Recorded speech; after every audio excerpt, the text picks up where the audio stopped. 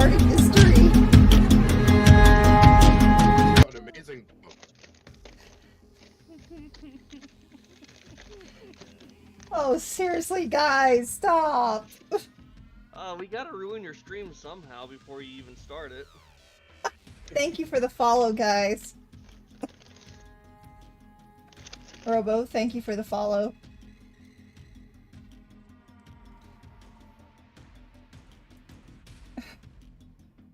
So what trouble are you getting into today, Carson? I don't know. We're starting right into combat. Oh, you're playing. You guys stopped right before you went into that combat round. Mm-hmm. Yeah. So I really don't know. Because I still don't know how the combat works on this. Oh, I know how the combat works. We'll find out soon enough, I guess. How things work, but I see dice symbols. Yeah, that's where it gets kind of complicated. Yeah.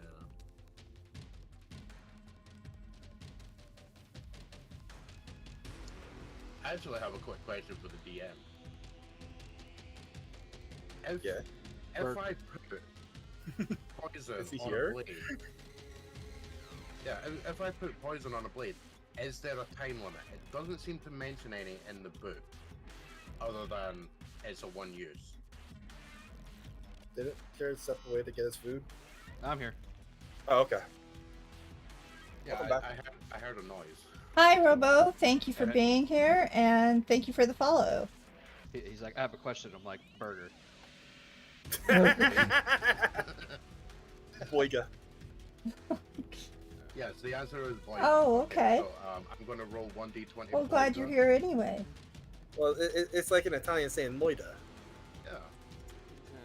Hero. 1d12 cheese. What detail? What? Okay, you guys have fun.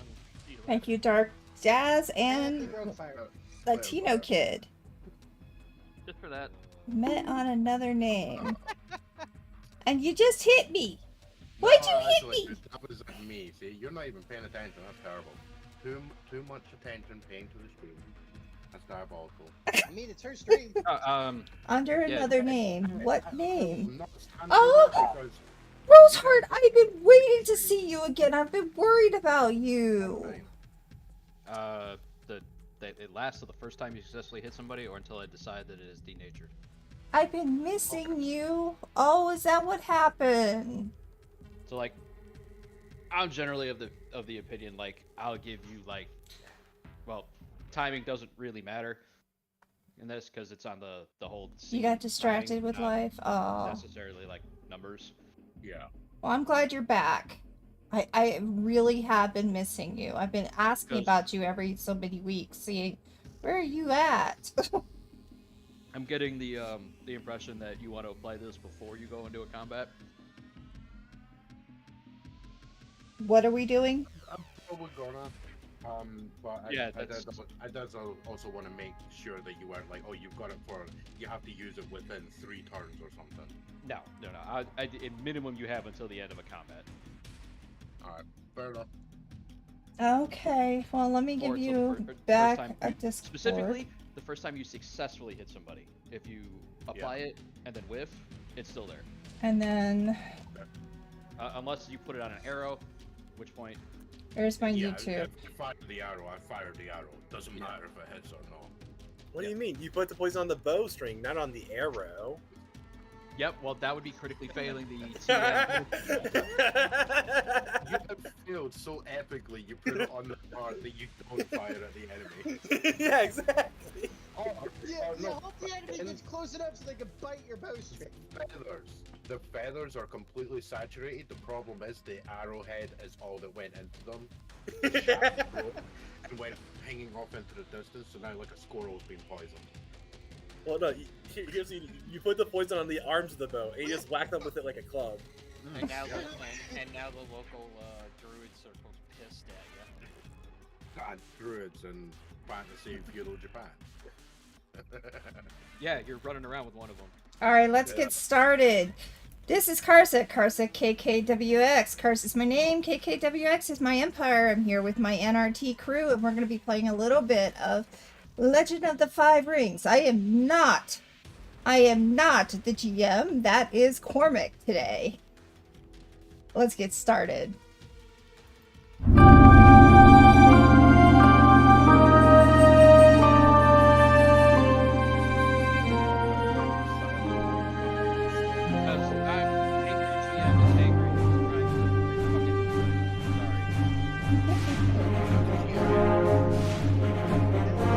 GM wants to commit murder against a DoorDasher. Well, yeah, that's what he's been saying. Anyway, as you can see, we are in a soon-to-be fight, playing against a bunch of bandits. At least that's what we think they might be. We're not sure. We're not 100% sure. Yep. Last session, we finished up a couple of character sheets that we did. I believe it was only like the last hour or so, maybe the last hour and a half, where we introduced characters. You got you guys to the point where you need to be. You guys rolled up on the mine. And by rolled up on it, I mean literally just like, front door. That's where we want to go. Went up to the front door, had a awkward conversation with the guards. Mostly awkward on their part, not yours. Then they're like, cool, yeah, you could come in. Then you walk through the door and they're like, die!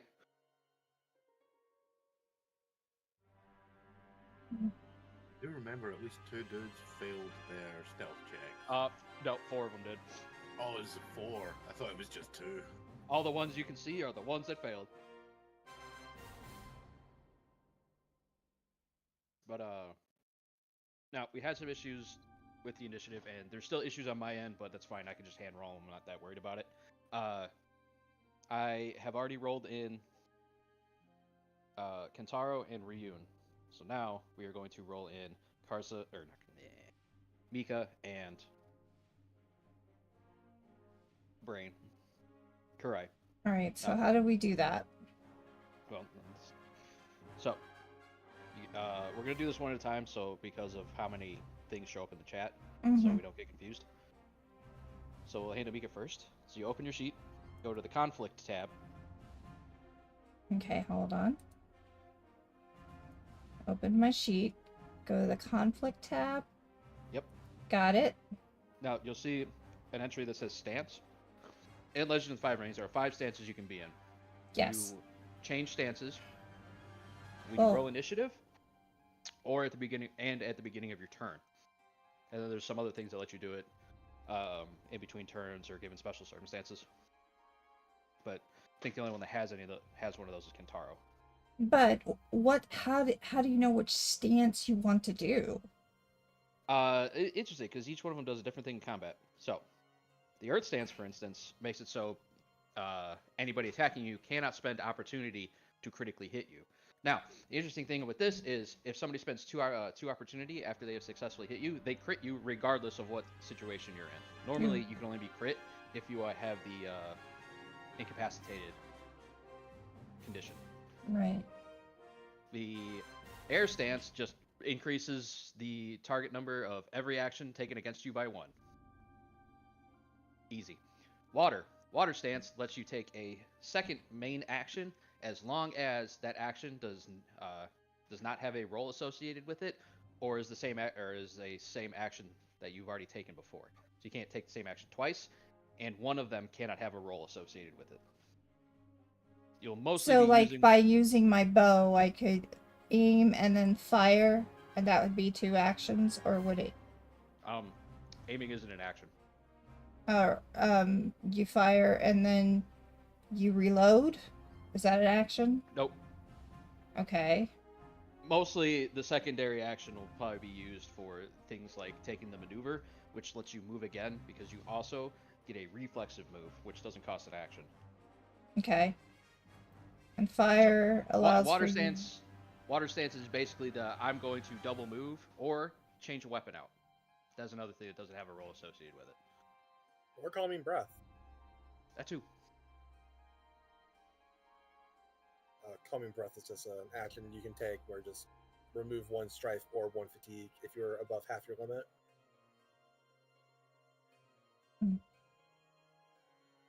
All right, so Fire stance. If you succeed at your attack, every strife that you would gain from kept dice is considered a bonus success. Note, you specifically have to succeed the roll without the bonus successes in order to benefit. little difficult when you only have 2. Void, you just don't suffer stress. Or strife. And I only get 1 die, so it's either no or no. I mean, yeah, I'm in the same boat. I am going to be mostly just swapping between 2 different stances in combat. Well, I do want to use fire at some point.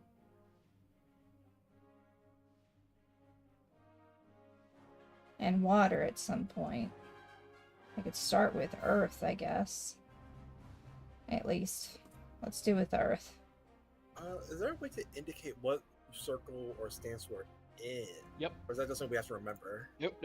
In your conflict tab, there is a stance entry. Do party, room, conflict. Oh, you're so right. Okay. Oh, it even tells you what the bonuses are when you. Oh, that's nice. I like that a lot. Yep. So, Carson, what you're going to do is above where the stance entry is, you'll see an initiative thing. Click skirmish. Skirmish is the standard, like TTRPG combat. Okay. Duel is specifically when you are fighting one other opponent in a duel. Well, There are specific rules and rule sets that come along being a duel. it said to me that my stances are when I hit the skirmish. Oh, it's because I got to add you to the tracker. That's my fault. All right, go ahead. Okay. So by changing to earth, I have that.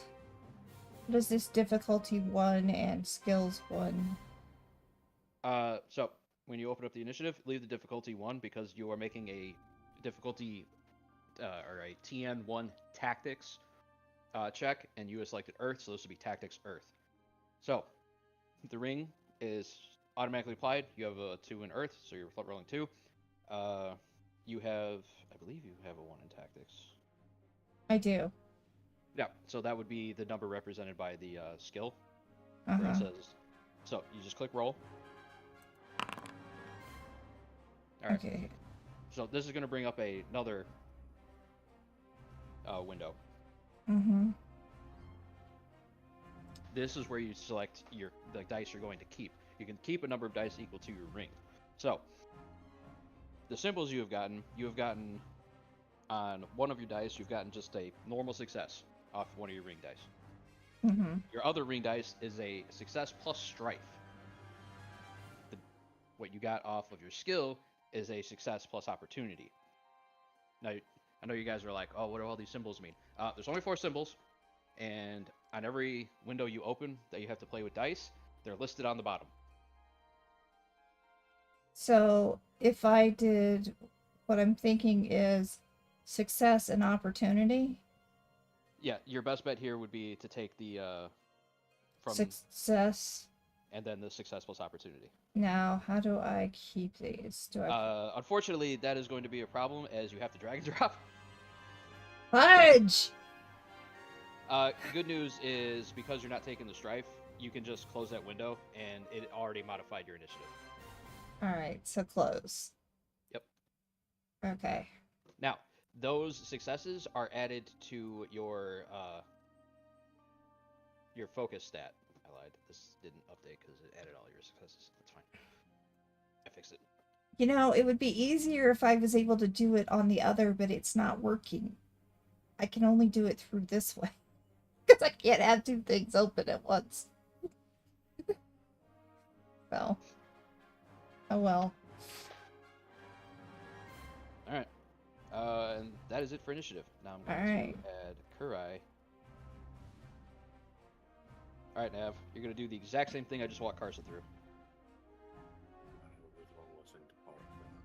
Alright, so open up your character sheet. Done. Go to the conflict tab. Right, so I'm in air. +1 to TN of attack and schemes targeting you, plus the rank 4, whichever attack, so it's just +1. Yep. And then you click on skirmish.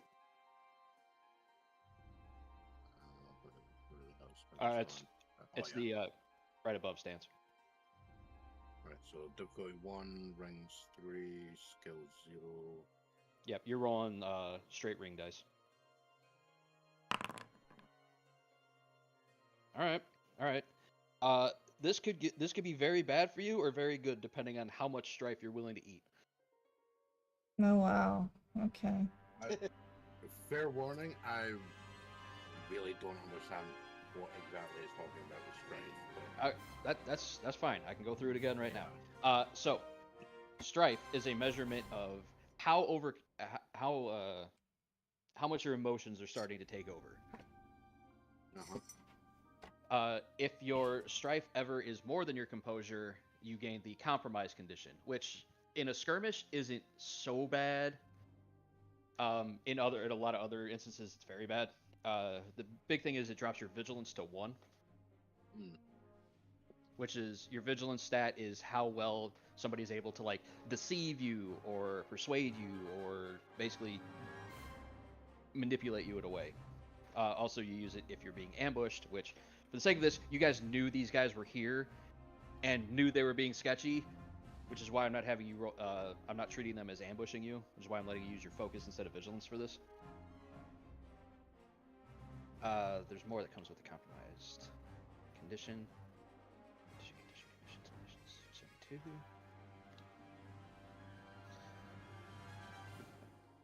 Compromised. You also cannot keep, while compromised, you cannot keep any dice that have the strife symbol, which is the flame. Now, you have to keep at least 1 die. Now, you could keep all 3 because you have an air ring of 3, but you will eat 3 strife by doing it. So you'll hit your half limit basically right now. Yeah. My recommendation is if you want to play it safe, you just take the dice, which is the success plus strife. Success is just the singular circle line. If you wanted to play it a little risky, you could take the explosion plus strife. The explosion is the 3 dots in a circle. Mm-hmm. What that'll do is you'll automatically re-roll that die to see if you get another success. You don't have to keep it, but you can.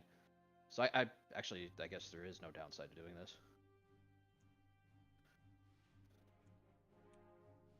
Or you could go balls to the wall and take all 3. Although the one in the center is just a strifeless opportunity. So if you don't really feel like looking into opportunity, there's no point in taking it. Yeah, I noticed a lot of the opportunities appear to be very situational. There also appears to be a hell of a lot of them. Yep. The generic ones start on page 328. Oh, you rolled air.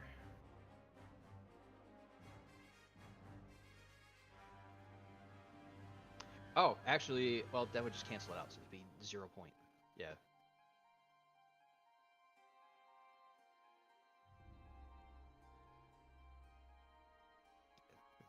Yeah. Alright. So, if you click the roll and keep, it'll bring up a new window, and that's where you select the dice you want to keep. I believe you have to drag them down. I believe the box is on the lower part. Right, so the success is beneficial, no? Actually, the explosion also counts as a success. It's a success plus you roll another die to see if you can get another one.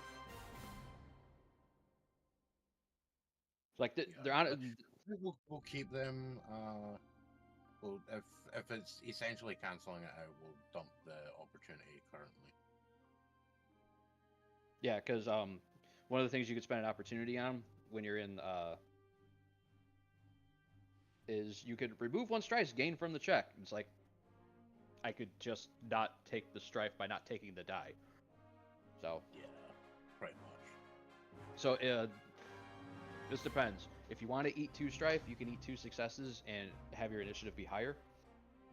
Or you can play it safe and just take 1. Would it likely be potentially more beneficial to take the explosion one and leave the other?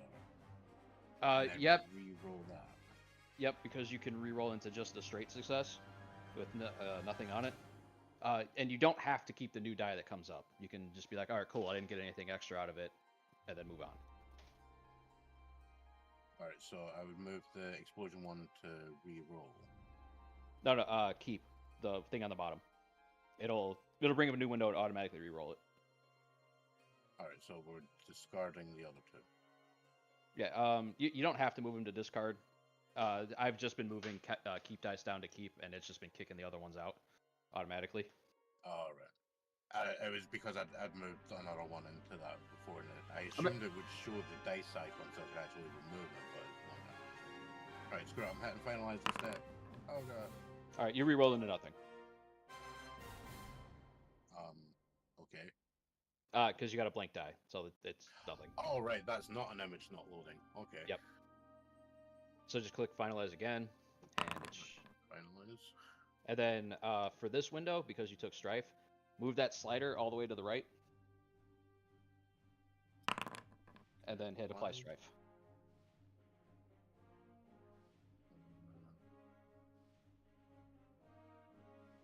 Okay, I have no idea what that's actually changed. It added 1 new strife. It did it. Okay. So if you go, I'm not seeing that because I'm blind, probably. So on your sheet on the right, you'll see attributes, endurance, and composure. Strife is to the right of the 6 for composure. You'll see it's a 1 instead of a 0. Oh right, that's what it is. Okay. Yeah, I see it now. Okay. So now everybody is onto the initiative, which means combat can begin proper. Oh. So this game uses what's called range bands, which is a mostly abstracted version of movement. So it's not like, oh, I can only move 30 feet, or I'm going to move 20 feet. I'm moving 1 range band toward something. You have to pick an object or person or point on the map that you are moving to, or towards in a way. So it's like, I move 1 range band, and that means nothing because you're not doing it in relation to anything.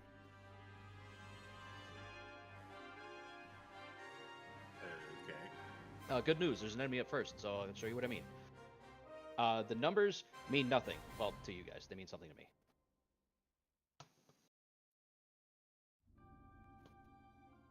I assume a lot of it's kind of like more abstract though, where it's like I'm within 1 range band of this guy, maybe 1 or 2 from this guy, and probably like 3-ish from these 2 guys to use my character as an example.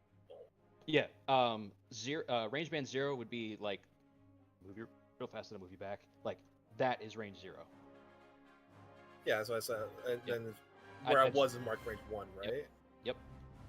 I assume this was also be range band 1, or is that more range band 2? That there's like a full square between the 2 of us. I'd Yeah. probably call it 2, and then you're basically 3 from everybody else. All right. What is 3 considered in range band? What do you mean? Like, is it more than 11 feet? Is it... Oh, it's at minimum 33. Okay. Yeah, I believe the general idea is 0, you can literally punch a dude. Wait, no, sorry. 1, you can attack melee, I think. Yeah, sorry, range band 3 is 15 to 30 feet. Which is still good for what I want to do. But I mean, again, that number means nothing. It's just the range band number that matters for everything. I'm more trying to like visualize like the vibe of our abstract sense of it. Yeah. Yeah. So like, this dude, sword range. This guy, spear range. These guys, basically not melee at all. Yeah, range. You made range. Range. Yeah.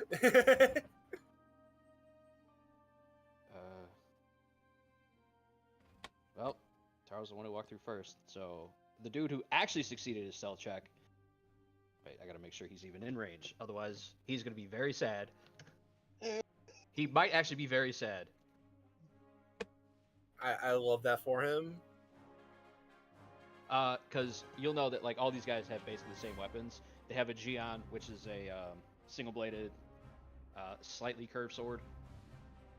Was it a Gion? Am I an idiot? No, I think I gave him something else because I think Gion was the like. No, they have a Dao. Yeah, with that I know for sure. That is a single-bladed, slightly curved sword. They don't have a Gion because they aren't fucking nobles. One sec, I think a Gion is a straight sword. Yeah. Nope, range 2 to 3. He is not sad. Alright. I mean, he's probably gonna be sad when he hits you for no damage. As the guy you didn't see steps out from around this corner and is winging a sling at you. Alright. So Kentaro sees it at just the last moment and he's going to try to knock the rock aside with his bow staff.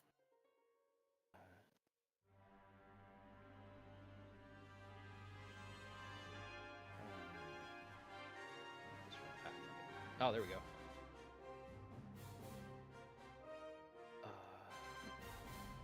Normally be TN2. Because he was able to surprise you, I'm knocking the TN down to the 1. Okay. Are you in air stance? I am in Earth stance right now. Okay.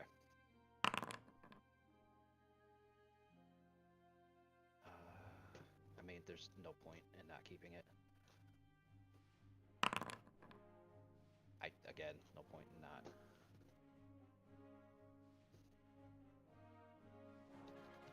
Oh, 2D ring, 1D skill. That's what. Okay, it's clicking.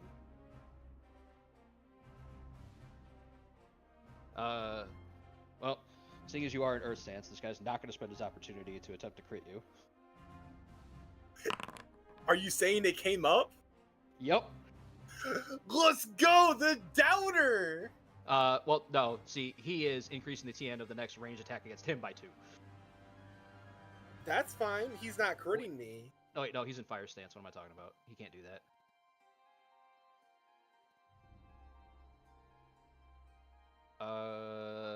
Yeah, he's still gonna spend it though.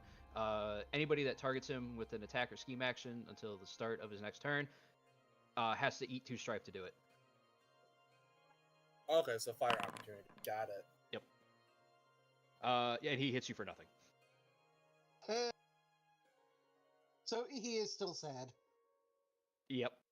The rock clanks against my lacquered armor. Yep, because it's only damage 3.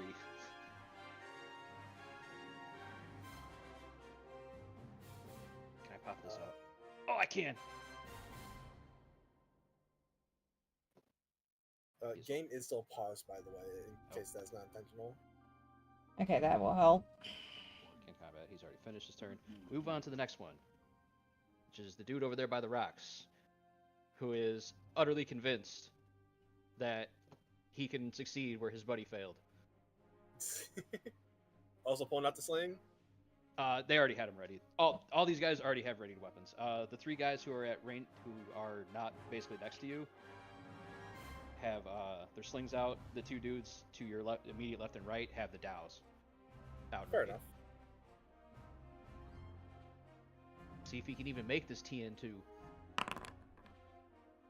Bruh. What's the deal about cover? Is there anything that's They don't really have cover rules in the book. If cover would matter, I'd probably just say increase the TN by 1, and if it matters so much, it'd be like you just can't hit him. okay? I feel like I'm getting fucked up right now. Dude, you're gonna eat 1 damage. Calm down. Yeah, I'm getting fucked up. Wait, I know how to do math. No, he needed 2 successes to get there. No, he's still doing no damage because he only has 1 threshold.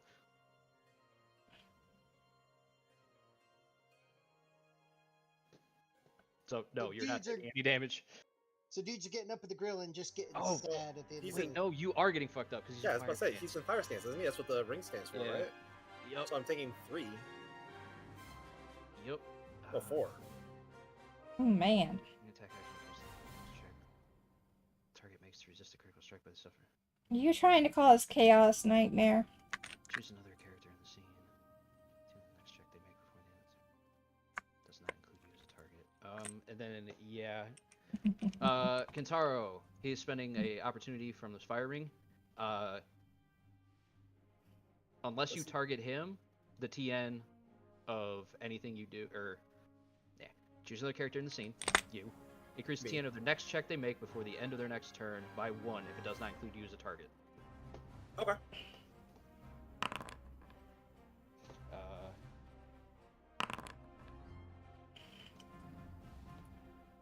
Oh, I probably should have done that. Oh well. How much damage did I take though? He would have done 6 in total, minus 2. Okay, that's still not as bad as I thought. Because he was making the standard TN. So Yep. he only has 4 bonus successes, which basically just... Oh no, then you would take 3. Sorry, it's 3. It's up to the GM. I'm not sure if that is Well- possible. 3 successes, 3 strife, right? So 6 total. Yeah, so it would do... So meets 2, 4 threshold successes, plus he his was- damage rating of 3. Yeah, it's a damage 7 attack coming at you, minus your physical resistance. Alright, so I take 3 plus 4, which is 7, minus my armor 4 equals 3. Yep. Okay. Dang. And like I said, he was utterly convinced. He did it. Yep. And now he sees you looking very angry. But there really isn't anywhere for him to go, so he's gonna stay there. Kurai, you are the first PC to go. Oh, I hate this. Yay. Alright, so on a standard turn, you can move 1 range band for free. This doesn't cost you anything, it doesn't interfere with anything. Mhm. This is called a reflexive move if you ever see it referenced anywhere. Okay. And then you can take... Wait, what stance you're in air? You can take 1 action, like, unless you want to change stances right now. No, I don't believe I do. Okay. I do not believe any of you have any weapons out, so unfortunately, if you wanted to take out a weapon, it's going to be your action.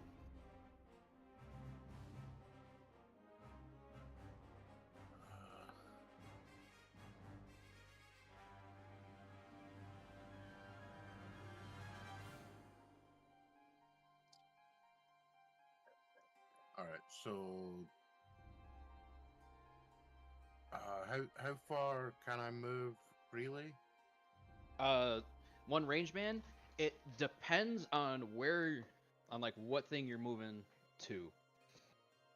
Like, because range bands, they get a little weird in that the further out you are, the bigger the range bands are. So, like, if you're going from a range band 4 to 3, you have just run basically like 200 feet at a guy. But if you're going from like range band 2 to 1, you've only moved for like 3 feet.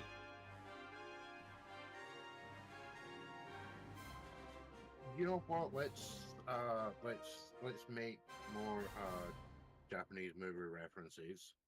So the action is going to be pull out sword. Alright. And then we're going to scream out Ige and run in there. All right. So on your sheet, on the Let me bring that back up. where you Yep. have the weapons, click the little check mark.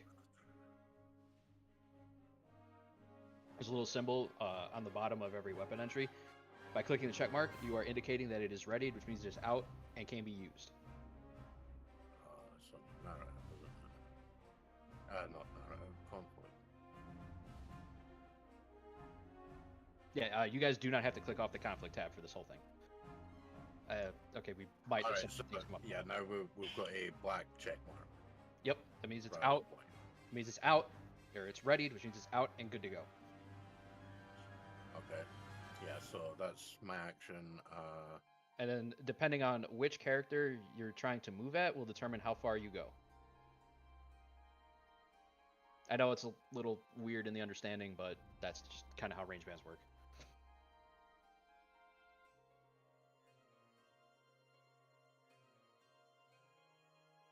Like, Right. weirdly enough, if you wanted to move to like, because this guy would be range band 3, range band 2 of this guy. Oh no, you'd still move too far.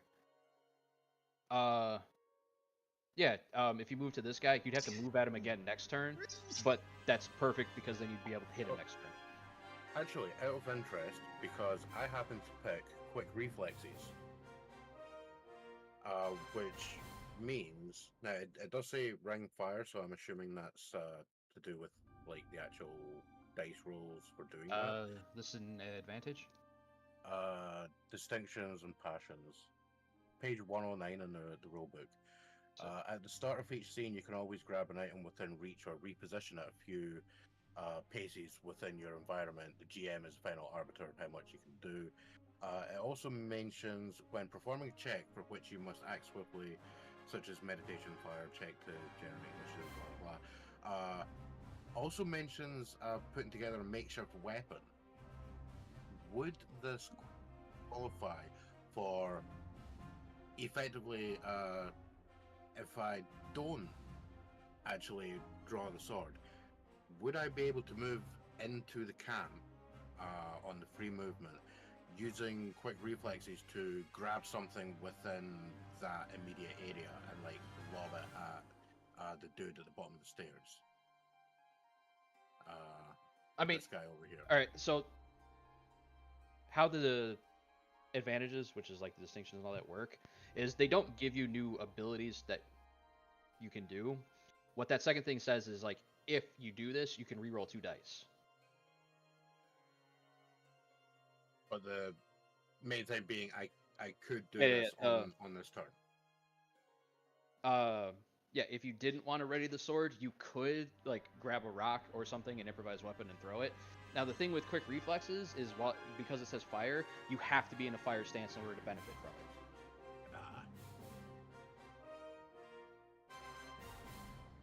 Okay, yeah, you know what? Complex. How far can I move inside here? It's just, it'll depend on what guy you're looking at. I'd be heading for this guy at the bottom of the stairs here. All right, yeah, you basically cover half the distance. You go like right here. All right, so we'll move there, and yeah, we'll just whip out the sword. Yeah, and then be ready. Next turn you'll be able to hit him. Yeah.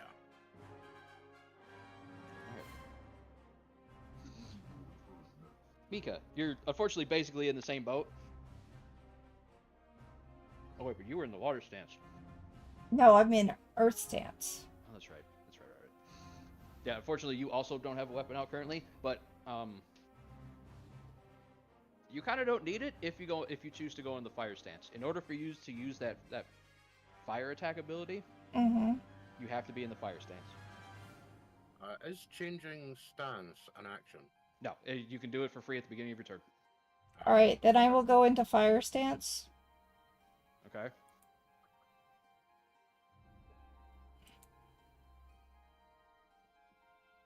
Now, I do need to be a little mean with this. How so? You don't have a great chance at succeeding with this ability. Well, that sucks. I tried to point it out when you first took it, but it kind of got lost. Then what if I just use my Daiko? I would just have to pull it. Unless at the beginning of your turn you switch to water stance. Then you can pull it out and fire. Unfortunately, you are too close, so you'll have to back up. I'm too close? Yep, because weapons have a minimum range. The Daiko is 3.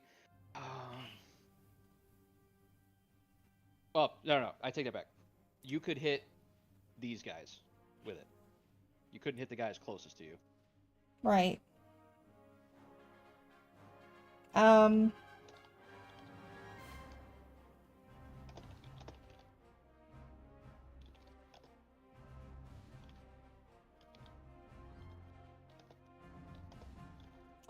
I have my bow that I've been using as like a walking stick. But yeah, but like you still have to ready it, which is different than kind of just leaning on it. But, so to do this, you'll have to change to water stance. So you have to click yourself over in the conflict tab. Water Because and ready my bow as yep. Then you click that little check mark that I was pointing out to Nav. Because what water stance does is it lets you take that second action, and you don't have to roll to ready a weapon, so you can ready it and then fire. so I can ready it and then hit the person who's closest to me. No, you cannot target these guys. They are too close. I said a bow. Not a daiku. A bow. Staff. Just call it a staff. Staff. Okay. Then yeah, you can hit either one. Because you're calling it a bow, but you also wield a bow, as in like bow and arrow. The literal thing being it's a bow staff, but you keep saying bow, so he's saying bow with a W. Yeah, I keep thinking you mean like the bow and arrow. So I can do that and then hit the person who's closest to me. You could hit either one of these guys. Well, since he's messing with that one, I'll mess with this one. I mean, in theory, he's messing with both of them in a way, but I get you. So you're going after the guy on the right? Alright. Yeah. Alright, so what you're going to do is just click the entry for bow. Like the name, it's a clickable link. Just click on it and it'll bring up the roll for you. Okay. I'm in water stance. Yep. It already has that accounted for. So it'll bring up the window. You just click roll.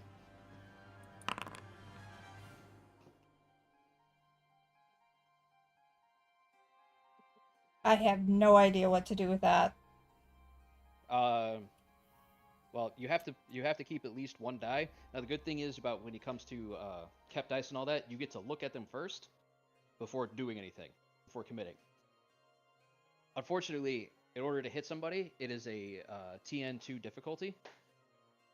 So currently, you're missing, but you did roll an explosion, which means you can pick that one, and in an attempt to re-roll into getting another success. Which one's the explosion again? It is the 3 dots in a circle, or spinning in a circle. I should say dots. The 3 wisps, I guess. Alright, so if I pick that one, I get a strife, but I picked that one. Alright, I can do the keep for you. Okay. Alright, well, let's see how this goes. And regardless of whether you succeed at this or fail, you're going to eat that strife. Yeah, figured. Okay. Good news! You've re-rolled into another one, but it is another strife.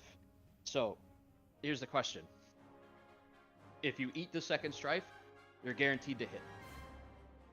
And you'll get another re-roll. But the downside is you're picking up another strife. Alright, I will go ahead and take that as well. Okay. Now, the interesting thing. You've re-rolled into a success plus strife. You don't have to accept this. You're already hitting. Nah, we'll Taking stop this extra there. success will do in exchange for eating the third strife is you'll do an extra point of damage. However, You'll take that extra point of strife. So how much are you valuing that extra point of damage versus that third point of strife? I think that comes down to what damage you'd be doing in the first place. She's doing 6 off the bat because staffs hit pretty hard for some reason. let's just stick with that. All right. So we are not keeping that dice, and that's fine. We can finalize from here. Oh, so that's what the little drop icon Yeah, is. the little blood drop. That's the damage. Ah, So and that's... then the skull is deadliness. Yep. And I so- have to then- apply strife. Well, first you have to take that slider and move it all the way to the right, because otherwise it'll apply 0. And apply the strife. All right. So you have successfully hit this man. Yep. He does have some armor on. It isn't great. It's just traveling clothes, so he's going to reduce the damage by some, but not all. You still do a pretty sizable chunk to him. You basically hit him. You hear us. Actually, you know what? Where do you hit him? Chest. Oh, so you just go. You thrust out the staff, and you hear a rib crack. That's what I thought I would hear. Like someone grabbed some celery and tossed it. All I right. don't have any celery in the house. Well, get a carrot and snap it then. Now, Karsa, you haven't moved yet, so you can still move now if you want. But if you back up to back up to be closer to where Ryun is at, you will not be able to hit either of these guys next turn unless you move back in. But that is assuming that they haven't moved. They're gonna try to move. I'm pretty certain they're gonna try to move.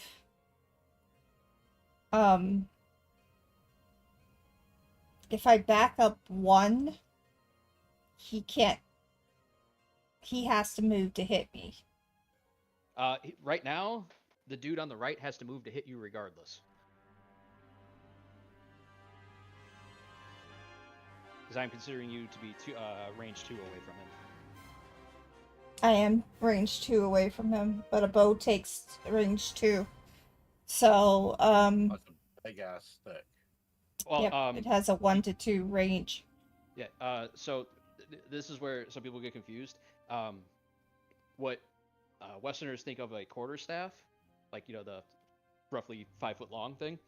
Mm-hmm. That is what in Japanese culture, or I shouldn't say Japanese culture. That would be what's called a jo staff. A bow staff is 6 to 7 feet long, depending on what depending on how it's made, the size of the person wielding it, and the how they were taught. Mm-hmm. All right. So, if I back up one, he has to come towards me. Well, you have to kind of pick which guy you're backing away from. If it's the dude you just hit, then yeah, you could go like here-ish. Yeah. Please move me. Yeah, so that would roughly put you at range 3 from him. Making him What? half. Yeah, but you're only range 2 from this guy. This guy could move and hit you if you want. But unfortunately, he's kind of looking at Kentaro being the closest one. Right. And that would finish my roll. Yep, that would be your reflexive move. You've taken both of your actions, so yeah. Okay. All right. The next bandit, specifically the one you just fucked up. Wait, both actions? She was in the water stance. Like I said, All right. this guy really wants to get at Mika, so he's actually going to change stances. He's also switching to the water stance. He's going to take his reflexive move and his secondary action to take the actions called maneuver. Now, maneuver is a interesting action in that it has 2 modes. It has a mode in which you don't roll and one that you do. He's choosing, because he has to use the one where you don't. So he is in fact moving 2 range bands toward you. For more clarity, the maneuver action lets you move a second range band. If you want, you can make a TN2 fitness. Yes, TN2 fitness. And if you succeed, you can move a third range band or more if you get more successes. He is not electing to use that. He has also realized in his concussed state, or his stunned state, that he has relatively fucked himself by doing this. Yeah. It's a bit. Yeah, he's effectively put himself directly in the middle of 3 PCs. And then spitting range of a third. 4th even. Yeah. But that's not entirely bad news for him. Yeah. Actually, it is, because he, being the GM, forgot that the ring of a distinction he has is not water, so he is, in fact, invariably screwed. That's fine. Make your one attack and then have fun dying. He is in fact going after Mika because, ow. Well, yeah, I mean, she just smashed him in the chest with Yup. a giant staff. Let me find a picture of a Dow so you guys can get a better idea what is coming at you. Are you putting it in a certain chat or where? Yeah, it'll be the Discord. All right. If you guys do not have my Discord, You can do !mark Discord. yeah, Sure. yeah, and I should make this so that they can all see it. Quick question. Can I argue that my range 0 knife, which is not my Wakizashi, could be pre-poisoned? Though with the requirement that I do have to unsheath it.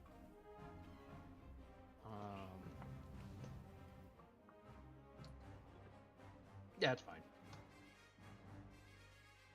You knew you were walking into a weird situation. Yeah. I feel that makes more sense than, you know, having a katana pre-poisoned. Ooh.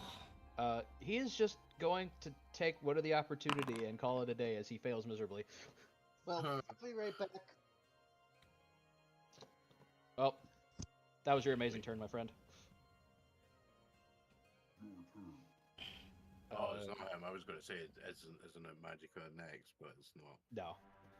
I was Magica rolled. gonna say, I'll be Magica right. rolled pre. Let's look at this person. Magica has a low focus of 3. I shouldn't say low. That makes sense. We've spoken to him enough to know that he is very unfocused. Kentaro, this guy's just gonna hit you. You don't need to go anywhere. Okay. He's just coming at you with the Dow, and see how this goes. I forgot to increase the TN, so he misses. He will choose not to eat the strife and just take one of the opportunity and call it a day. Okay. Oh, what's the thing with that? The or it's Pentagon. Oh, so in Legend of the Five Rings, your ring dice are D6s, you know, the little Monopoly dice. Yeah. The reason there's a pentagon shape is because your skill dice are D12s. Oh. And- Alright, so it's a visual signifier of this is a different dice roll. Yeah. The black boxes are ring dice. The white pentagons are skill dice. Fun fact: Ignis and I were looking at the chart for the different symbols, and the skill dice are heavily weighted in favor of success and less strife. I shouldn't say heavily; they are more weighted that way. Fair enough. Sling Bro number 3 is gotta go after Mika because so far she's the only one who's fucked somebody up.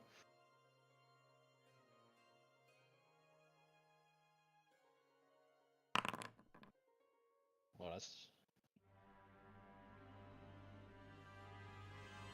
yeah. Delete that one strike. Alright, Mika, you have been hit in the shoulder with a sling rock. I'll bring up your sheet real fast. You, luckily, everybody in here is wearing some type of armor. Fortunately, yours is the weakest with your sanctified robes. You have only 1 physical resistance, which means you're still going to eat 2 damage from this. Mm-hmm. But the counter side to that is you are the only one currently. And yes, Magica, you do have these, but you're not wearing them. You're wearing your Ashigaru armor. You are currently the only one who can soak supernatural damage. Okay. I think you may still be AFK. That's fine. I have set it for posterity. Okay, I'm back. And Hi, missed mate. it. It doesn't need very repeating. No, Alright. it's the timing on that. That's perfect. Alright, Kentaro, make something die. Unlikely, I feel. At the start of my turn, I'll choose to enter the water stance. So,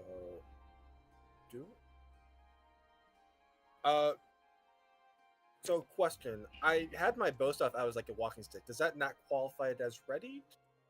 I'm going with no, because that would only been one in hand, and readying a 2-handed weapon requires it to be in 2. Okay, fair enough. In that case, I will move 1 range band away from this target. Okay. As that'll put me somewhere range 3, just vaguely here. as we drop down our bow staff at our feet, pull out the bow, and then shoot this guy. So that's free movement. Yep. Action from water stance to pull out to ready weapon. Attack roll. Oh, when it comes to readying, well, yeah, because it's a bow staff, so sheathing it. In future, like if you're swapping a weapon, if it's something that can be sheathed, you don't have to drop it. You just sheath it. It's still on you. That's fine. We got plans to be badass in the future. No, I know. It's just like with the 6 to 7 foot long staff, I'm like, yeah, it kind of makes sense that you wouldn't be able to like keep it on you somewhere. I get it. All right. So I have readied my bow on my character sheet, and I click the check mark you said, correct? Yep. It should turn black. Yep. Yeah, and just you are range 2 from this guy because you were only 1 from him before.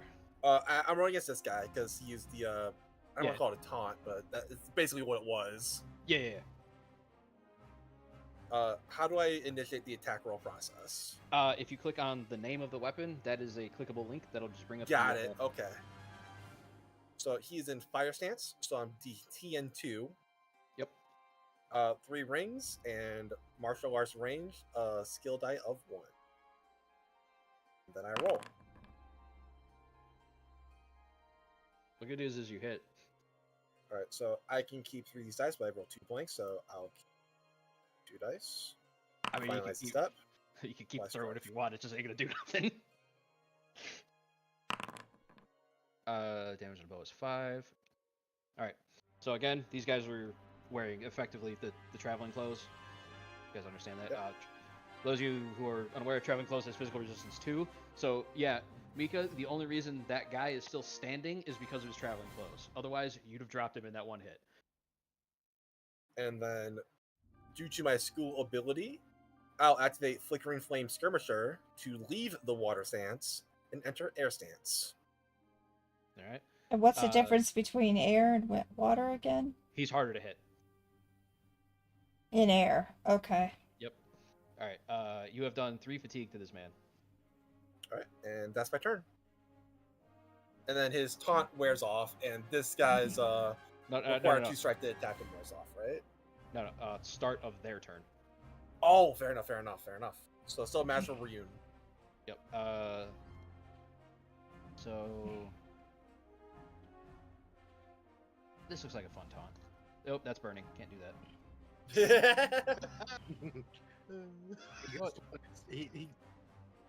You straight up talk shit that hard. He does in fact just combust. Oh, here we go. Fire shield. That's a good one for Strife.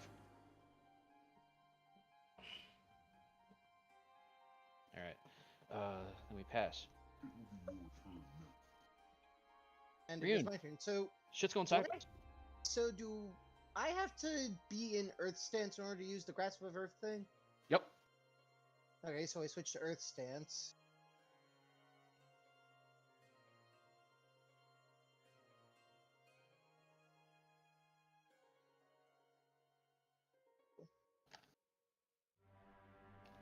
Do I just click and then click roll? I think I gave it a. I don't know what's that. Oh, it's a theology roll. So you, unfortunately, are gonna be stuck on your skills tab for now. Okay, yeah, I know that. So And then, I click on the Grasp of Earth and then I click roll.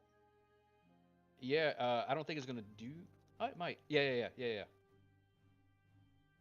because it rolls the Earth ring, which means this can only end well for me. You're still rolling 5 dice. Shut the hell up. That's the biggest die pool that's been rolled thus far. Why are you bitching? Look at what you've rolled. Damn. For those who are unaware, Grasp of Earth activation as attack action to make a TN2 Theology Earth targeting one character at range band 0 to 2. So who are you targeting? Only one that he who would are at be. range band 0 to 2. Basically just this guy. Then I'll get that guy. He's pretty much dead. Yeah. All right. So now we have the question of how bad do you want to mess this man up? Or is he just dead? How bad do you want to kill this man? All right. So with that, you can keep the 2 explosions and eat a Strife. if you want to attempt to murder this man harder, or you could just take the explosion and the success. Which one's the explosion again? The 3 dots in a circle. All right. At the bottom of the roll and keep, Yes. it says what each of those things are. Right. So I keep the success, I keep the explosion, and then I roll the rest. If I want to eat a strife. No, the ones you keep, like the other 3 are ignored. So Okay. you won't have to eat a strife on this, but it'll re-roll the explosion. So so long as I drag the explosion and the Yeah. So drag the black one with the circle down to keep, and the white one with the explosion down to keep, and then hit finalize step. There you go. You got a 3rd success. Drag that into keep, and then hit finalize success. Or finalize step. Congratulations, you've murdered this man. yeah, first blood. No, second blood, first death. Now, interesting thing in combat. Normally, when you down somebody, if the I have to see it. Don't remember if it's damage or deadliness that determines whether they Damage. die. Oh, good. And he's not dead. Wait, he might be. This is supernatural damage. I don't think it specifies. Yeah. But maybe.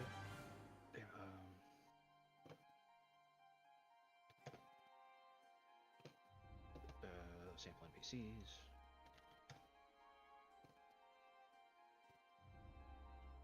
Minions. Yep, any source of damage. 7 or higher. Alright, so you do not kill this man. He is, in fact, just unconscious. So, to continue with the Grasp of Earth. If you succeed, you summon cracks in the earth. Each target suffers supernatural damage equal to your Earth Ring. So it's 3 base for you.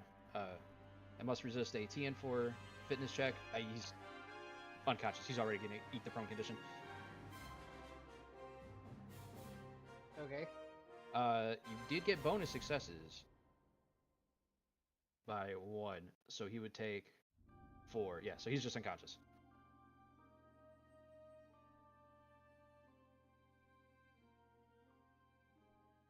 Is there an unconscious? Unfortunately, if I move, I really can't do much if I move away from the party. So I'll just sit. At this point, you would have to move closer if you wanted to do something. Right. All right, there is no. Because Grasp of Earth still others. distance 0 to 2. Yeah, and this guy's just on the edge of 3. Is that 2 for me, right? And 3 for Yep. him? Yep. Yeah. So, you'd be moving like right here-ish. Actually, probably more like here. Then Somewhere I in this shall area. move there. Yep. This is a bad idea, but Back up slightly, just a little bit. Yeah, there you go. Now you're at range 2. You were like closer to 1 at that point. hey, Bandits. This guy's effect will bleed off.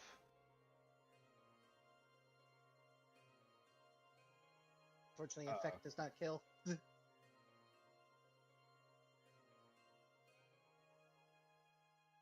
be funny though. He's gonna, seeing as he failed, his noodle arms failed to do any damage against Kentaro, he's going to flip to Ryun, who he just saw cause rocks to fall and that guy die. Yeah. So Sling coming at Ryun. Good. You suck and have failed to do anything. I forgot to switch to TN. It's gonna say he succeeded, but he didn't. Because he was looking for TN2. I forgot to change it. Womp womp. He can still use the opportunity though. That's the interesting thing. Not all opportunity requires you to succeed the roll. In fact, most don't. Where is this schmuck? Ah, he's all the way up there. Top Yeah, right. he's the one that's all the way in the back. The last one to die, probably. He is gonna basically just reenact the fire shield. Targeting Ryun, yeah. What does that do again? It's increasing the TN of the next check you make before the end of this guy's turn, of their next turn. So you'll be looking at TN3 for your Grasp of Earth. Unless you include him in the target, right? Yeah, unless you specifically include him. So good luck. Yeah. I mean, you can get to him. He's range band 3, so you move once and you put him at range 2, which is all you need. Fair enough. This guy's effective lead off. He is. You know what? He succeeded. He's gonna double down and going after Kentaro, despite having an arrow in his shoulder.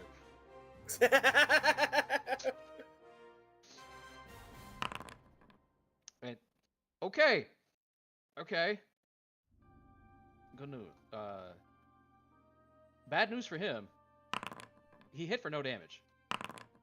Hell yeah. And ate 1 strife in the process.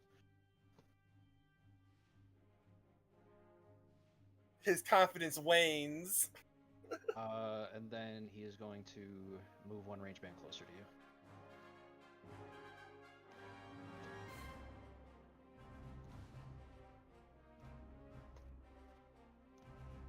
So that puts him at range band 3 or range band 4, 2? 2. Unfortunately, there's nowhere anybody can go in here unless you're at complete opposite ends of this particular map, where you would be at range band 4. Okay. It's not entirely true. I guess from the gate to where the cave wall is would also be 4 in my opinion. Okay. So, Carson, you asked me about sizes. Sometimes I'm going to scale the range bands to the map. So some of the footage distances might change. Okay. Karai, there's a dude within stabbing range. Yeah, but that dude's also KO'd. I didn't say he was conscious. I just said he was in stabbing range. That just makes it easier to stab. If you wanted to hit somebody with your katana, you can get to this guy. Yeah, I was kind of leaning towards that because I mean, free kill is free kill, but at the same time, I'll also actually give you this guy. I'll say he's also only range band 2 from me. But, less people on the board to hit us is less people on the board to hit us. yeah, but then this guy's also KO'd, so he ain't hitting us. To Magic's point, even though I don't believe he thought of it this way, this guy has taken damage. So if you wanted to go after him, you could bring him down.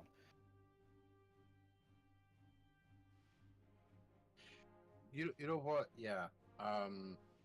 We'll go after that guy in the middle. I honestly feel like this is potentially a bad idea, but screw it.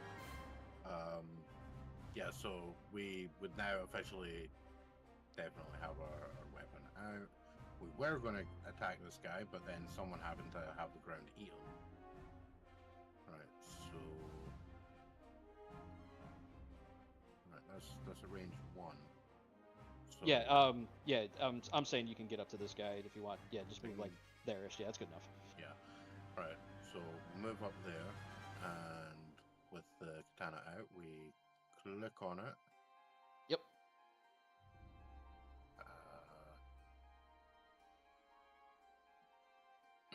Just make sure you make the TN 2 instead of 1. The thing I keep forgetting to do. Oh yeah, that's right. With air, it's +1 to the TN of attacks coming at me. Yeah, standard attack TN is 2, so people trying to hit you have a TN of 3. Which for these guys is almost near impossible to get, by the way. The dude who actually managed to damage Kentaro got really lucky. Because I think he had an explosion into a success. Yeah, so essentially by staying in air, I am very difficult to hit. For these guys, yes. If you want to hit this guy, you're going to have to keep both of these, which means you're going to have to eat a strife. Yeah, we'll go for it. I mean, strife isn't actually doing damage as such. No. My focus kind of thing. Yeah, if somebody becomes compromised, I will go more into how to remove that. Yeah. If it comes up. Right, so TN2, I'm just gonna leave this on yes. here, I believe.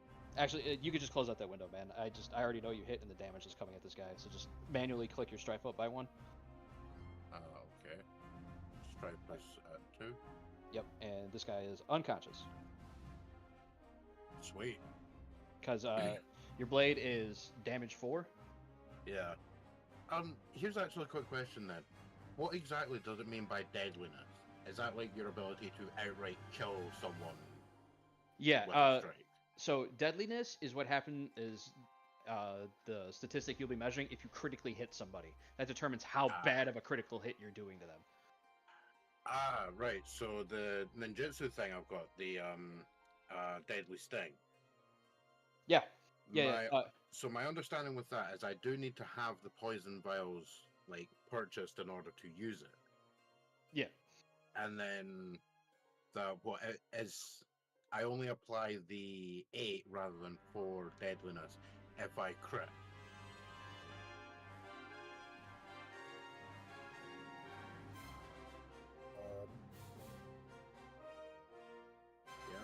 Yeah. Yeah. The damage will be replaced by your deadliness. Yeah, so if you stab someone with the knife, instead of dealing the normally listed damage, your damage would be equal to the deadliness of your weapon. Which with the base knife would be 4 plus the 4 from your base poison. Yep. Yeah, that literally would mean it would do more damage than striking with a katana, which is 4. Yeah, but Yes. The poison would be used. That's the trade-off. Yeah. And here's the thing: there's zero reason why once you move into the mine that you can't have the katana in one hand and the knife in the other. You just, if you wanted to reapply the poison later, you would have to put one of them away.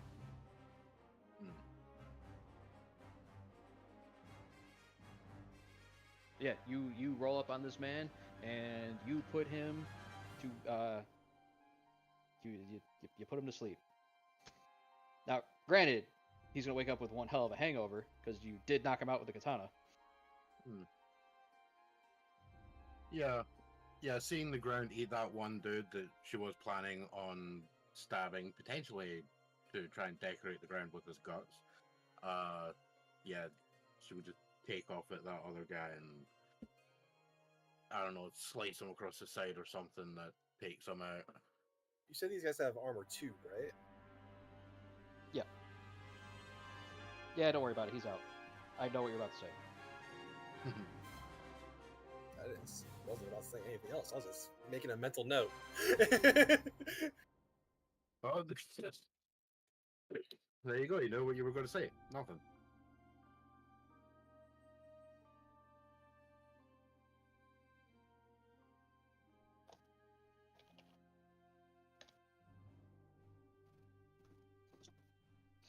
All right. Mika, the dude who was chasing you with the sword, has been eaten by the ground. Oh, he can stay on the ground then. I'm gonna go after the next one to the left. Yep, he's in range. You don't even have to move if you don't want to. I'm gonna shoot him. Or not shoot him, hit him. You gotta beat him. Beat him. That's a good point, actually. The ground ate him in a supernatural method, didn't it? And do I stay in water? That's up to you. Your second turn requires a check or shared type with the first action. If you're not planning on like changing out weapons or now, this is the thing you got to consider because Legend of the Five Rings does get a little more tactical in some senses than some of the other games we play. If you don't think you can down this guy in one hit, there's kind of no reason to be in water stance unless you decided you wanted to hit and then move further away or change weapons. Well, I'm gonna change weapons after I finish him off. Alright, well that's the thing. You might not take him down this turn. Like, if you're going to... Your second action, you kind of have to gauge where you think you're going to be at the end of your turn. Okay. If you want... now, water does give you the best chance to hit because it's your highest ring. So that is another reason to stay in it. Alright, we'll stay in water. And we'll hit with our bow staff again.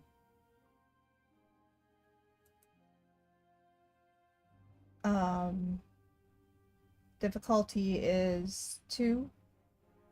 Yes. And rings are 3. Skills. No skills. Roll.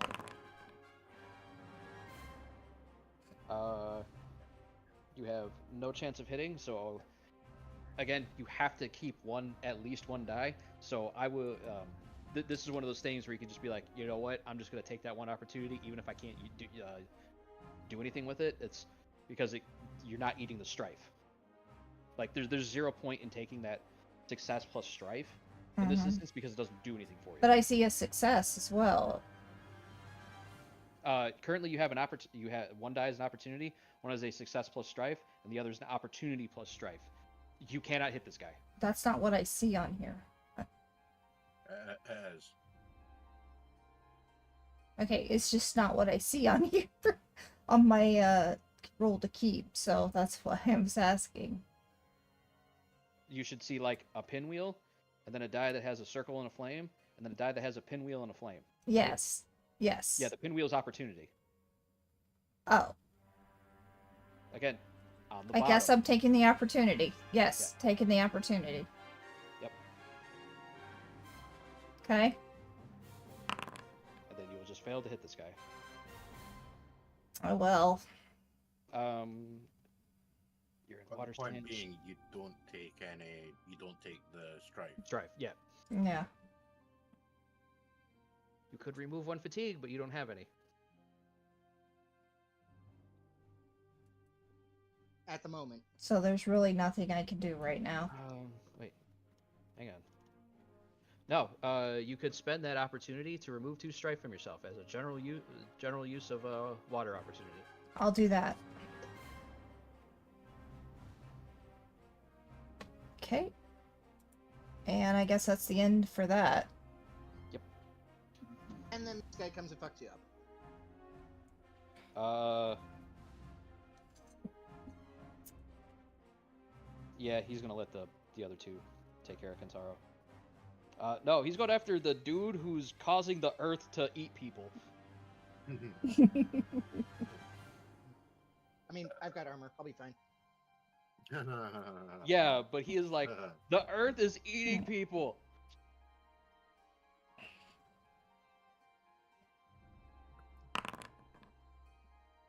The earth will continue to eat people. Damn. Actually, no. He is going to eat that fucking strife. Is to he? get that Hey, yo. opportunity. Because he is going to use the fire general strife of inflame another character in the scene with your presence, causing them to receive 2 strife. He's throwing 2 strife on Ryu. Fuck! Oh, That's okay. what you get for making the ground eat people. Yep. So I gotta manually click up my strife. Yeah. By 2. Yep. That brings you up to 3 strife. Yay! It'll only matter if your strife ever is more than your composure. If it gets to equal, you're still good. Well, luckily my composure is 8. Alright, now this dude is going to change to water stance because you got too close. He's going to swap out to his Dao. Actually, no, he's going to go for the spear. Which... The spear. You throw your weapon, and then you suddenly have Yeah, no weapon. I mean, he hasn't moved, so he can get within range band 2 to use the spear on you. So it doesn't really matter. Yeah, spears are not always. Spear on who? He is going after Kentaro. Oh, okay. Because while the sling does have a range of 2 to 3, if he's going to be sitting at range band 2, he might as well use the spear because it hits harder. Makes sense. Also, the spear would be better at going through, like, almost any type of armor. It's kind of their thing. That is just represented the damage and some special qualities about it. Eat. Well, he's going to hit. Isn't he looking for TN3? Because I'm in air stance. He's going to hit the ground. You didn't let me finish. Then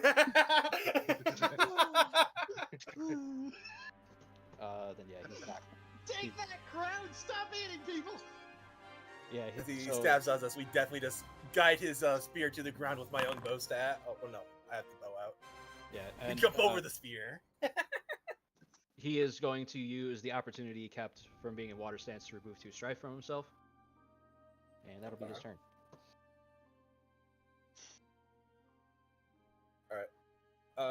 Hiruma will switch over to the water stance at the start of his turn.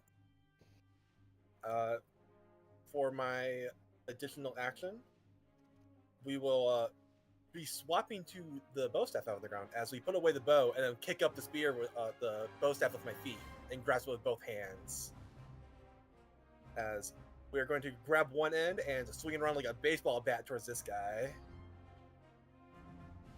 Come on, crit.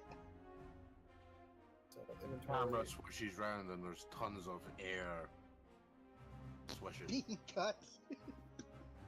Yeah, you get the extreme fisheye lens going. Pain. Yeah, that's unfortunate. I will the opportunity to do water. I will remove 1 fatigue and remove 2 strife for myself. All right.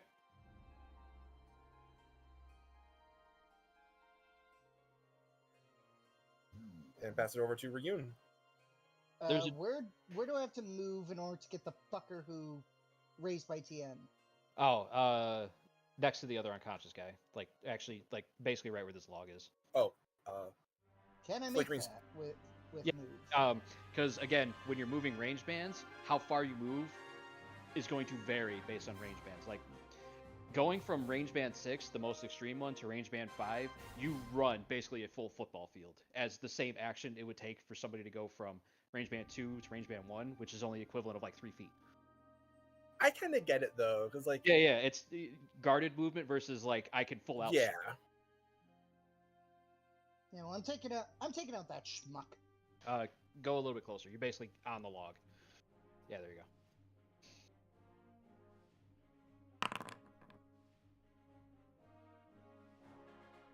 Yeah.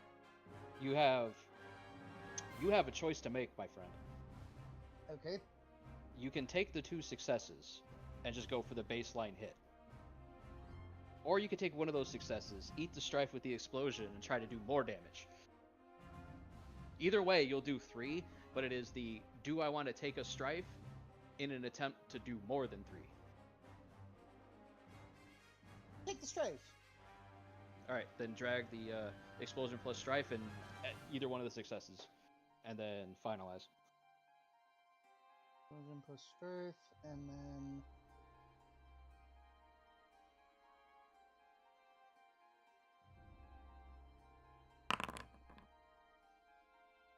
Damn. Oh well.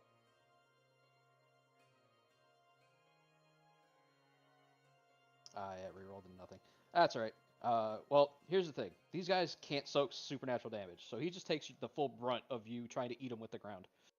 Yeah.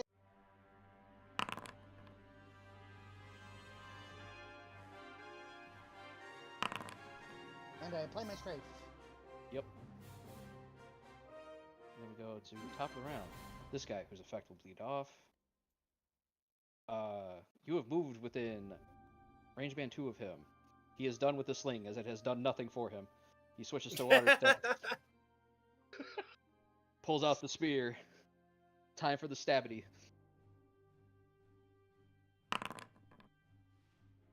Damn it. The spear has done nothing for him either, because I keep forgetting to change the TN. But he is in water stance, so he will also bleed off 1 fatigue. Damn.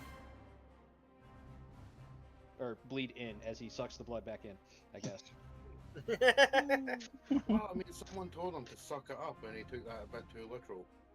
Yeah. Karai. Yeah, you'd have to use your reflexive move if you wanted to hit this guy, but he is well within the I move and hit range.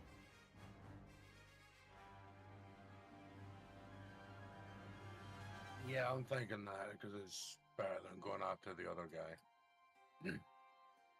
So yeah, we'll move. You across move and smack a here. bitch.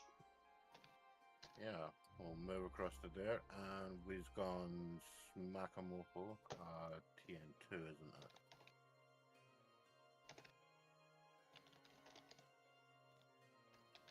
Yep. You click roll.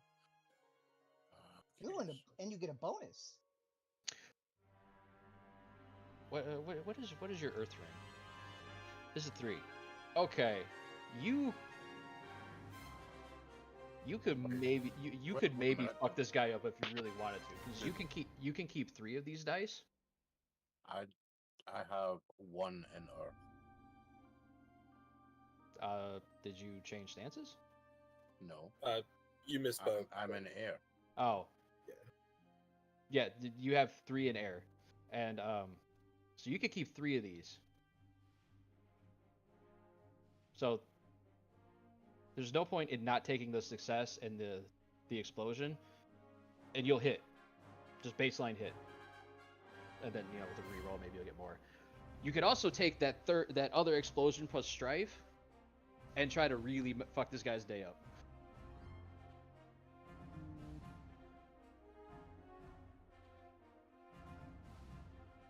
You know what? Fuck it. Why not?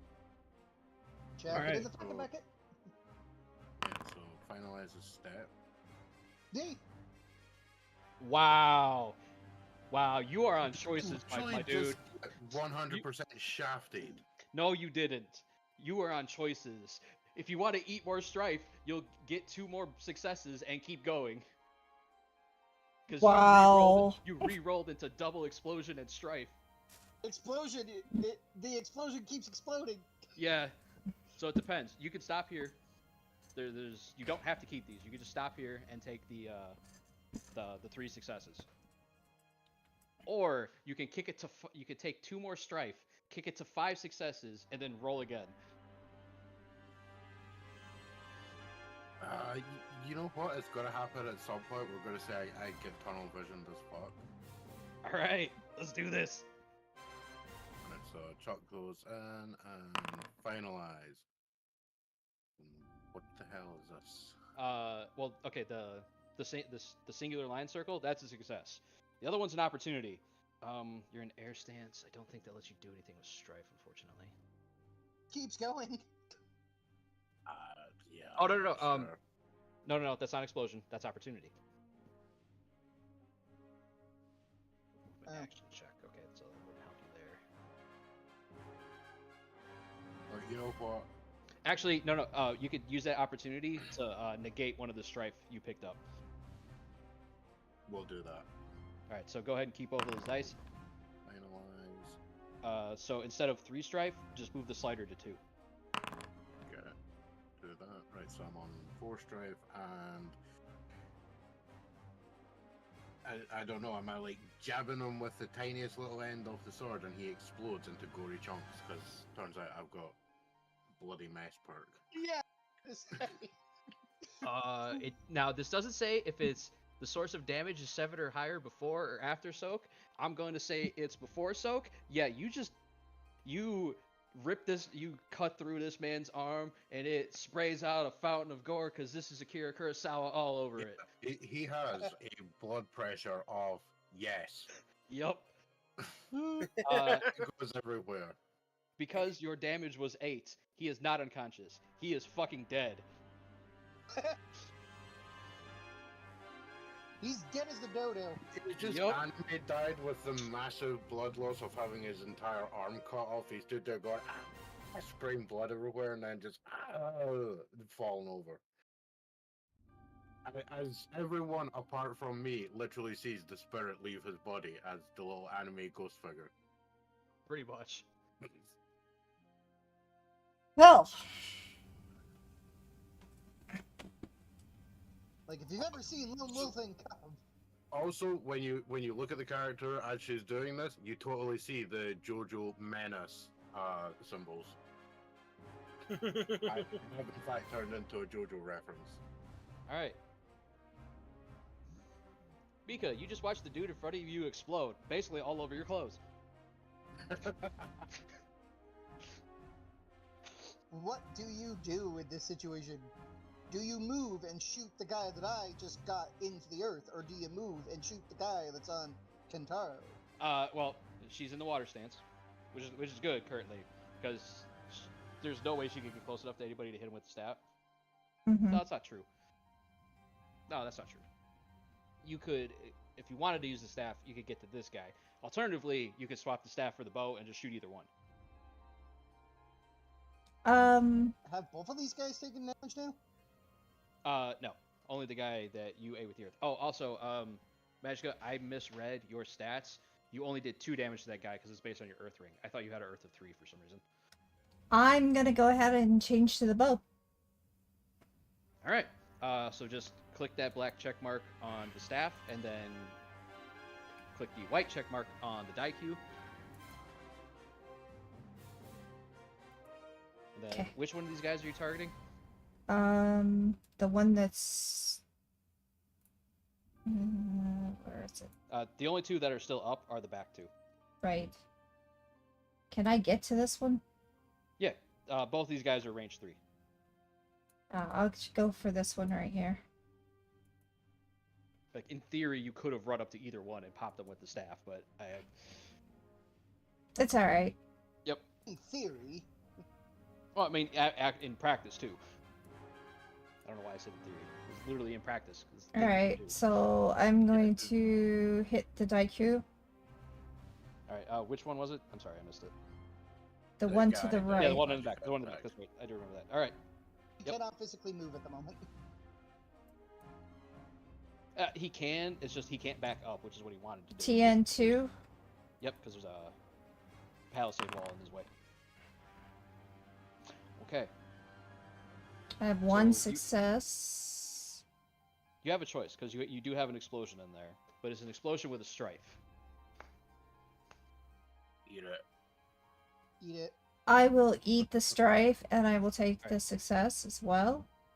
All right. Your water ring is a 3. No, 3. Why can't I find it? Oh.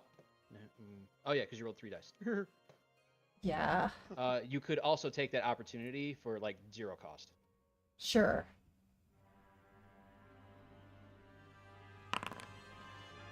You rerolled into another opportunity, which is good because you still hit. Awesome. There's no point not taking that final Yep. opportunity. So what can you do with the water? What can I do with water? Oh, you could just water. You didn't take any damage yet, have you? I can't remember. Not that I. Well, you tried. That's unfortunate. Yeah, the dude failed. Oh no, you did take damage. You Yeah. have 2 fatigue. That's damage. All right, so you could use one of these opportunity to remove 2 strife from yourself, and then the other one to remove 1 fatigue, which is basically what Kentaro did on his turn. Sure.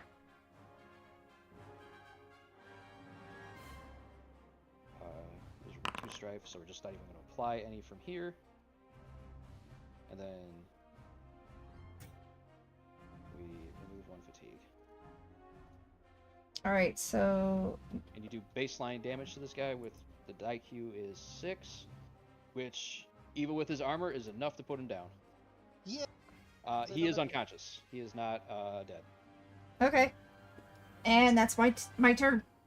Effectively, you got the headshot, but it was like a grazing headshot, and he fell and hit his head.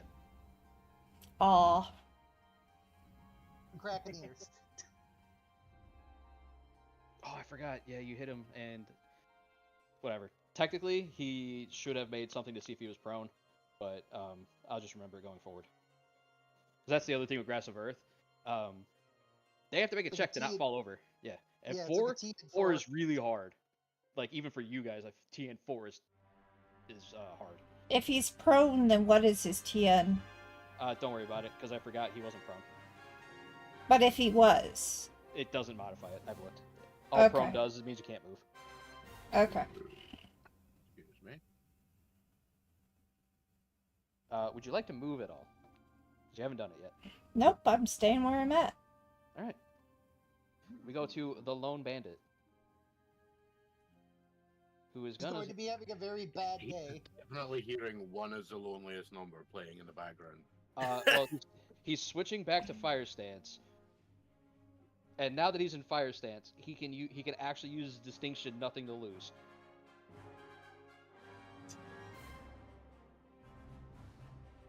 Which I'm assuming means he can hit like multiple targets or something. No, it just means he gets to reroll 2 of the dice. It's the exact same thing you guys can do with distinctions and stuff. The advantages. Mm. So, see how this goes as he attempts to stab Kentaro, hoping to see another sunrise. He's going to eat that strife and re-roll the other 2 dice that were absolute failures.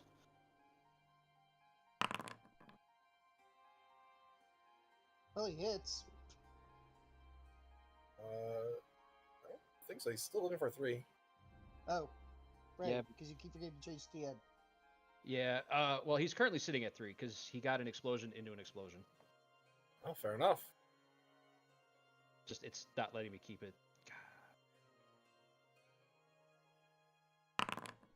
And he got a success. So he's currently rocking 4 successes. So it's 1 bonus. So that's 6 damage coming at you. You eat 4 of it,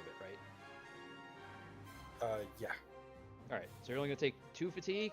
He did not eat any opportunity. He did not take any opportunity, but he is gonna eat 3 strife. So don't I take 3 more damage from strife? Oh fuck! You're right. Yeah. Forgot he was in fire stance. All right. So you're almost down. In theory. As he manages to pierce under one of the your lacquered armor, which is closer to wood. As he manages to like pierce into like one of the joints near like the thigh and hip, he raises it up and starts yelling at success. Looks around, sees the rest of his guys are down. Gets his nice, morose, solemn look on his face and readies the spear. I await this man to die. All right. At the start of my turn, I'll swap over to water stance. I will use an initial action to take a calming breath to reduce my fatigue by 1. And then we'll make for the attack roll. Come on, crit. That is unfortunate. That sucks. Really? Well, at least you get to burn off some fatigue.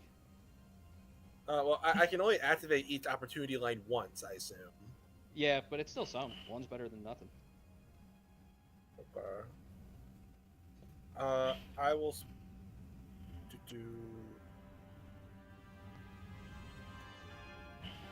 suppose I will keep 2 dice at the very minimum. Remove 1 fatigue, Let's say and if you wanted actually- to, you could keep 3 of them, remove the fatigue, and then move a range band. well, actually, I want to go with the route of who's the next PC to go? You? You. All It right, was just I gonna am. grasp of verbs. Probably not. 'Cause I don't think assistance would let me choose. I'll keep 2, and I'll just remove 1 fatigue, and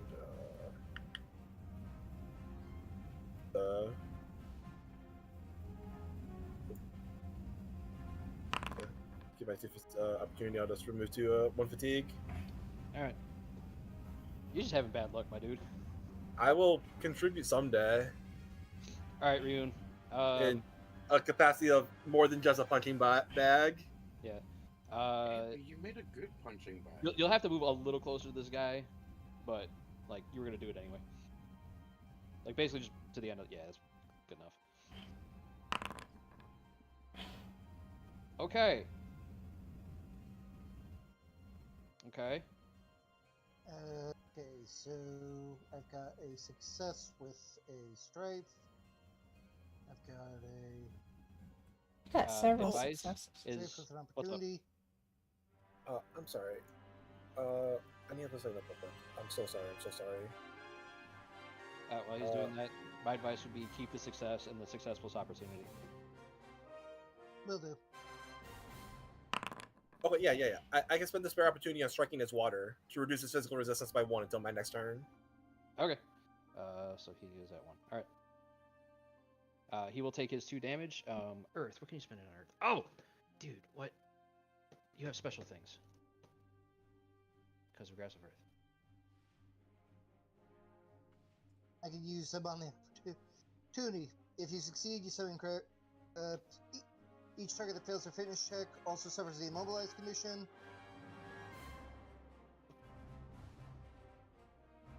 Yeah, you can do that if you want. Other things you can spend it on. General, let's help.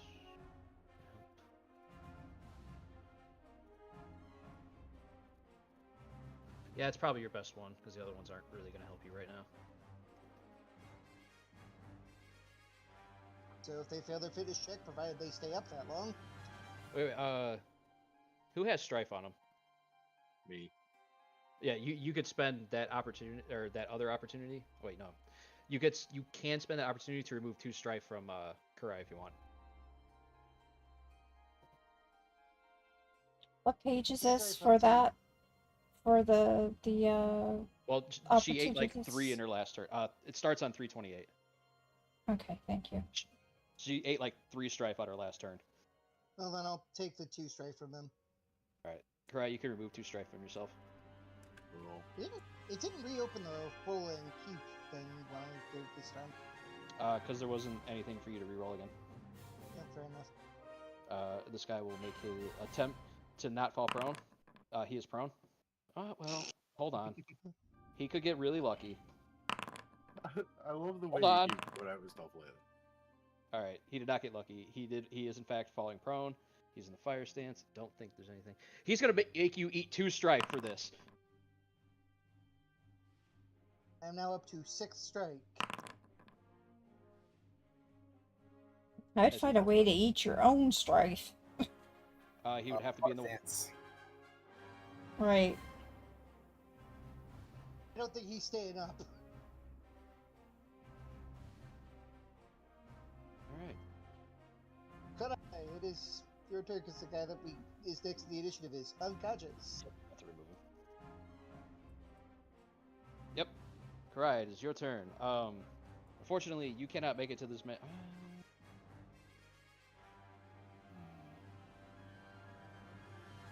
No, you'd be range band 3. All right. You could make it to this guy if you want. You'd have to change to the water stance to do it. Wait, which guy are we talking about? The guy, the last guy, or this man. He's the only one that's left active. Oh, I don't actually see an icon there anymore. I see an outline and I see the image for. Ah, there we go. Yeah.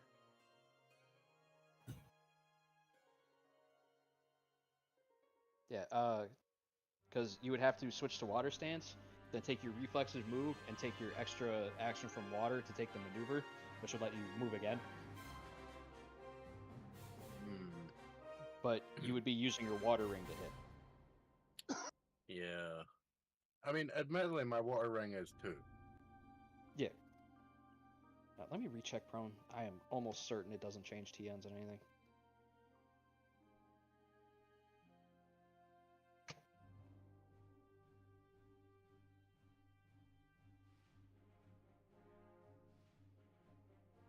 Oh, add GM's discretion. Yeah, so it's not going to help you with melee, which is fine.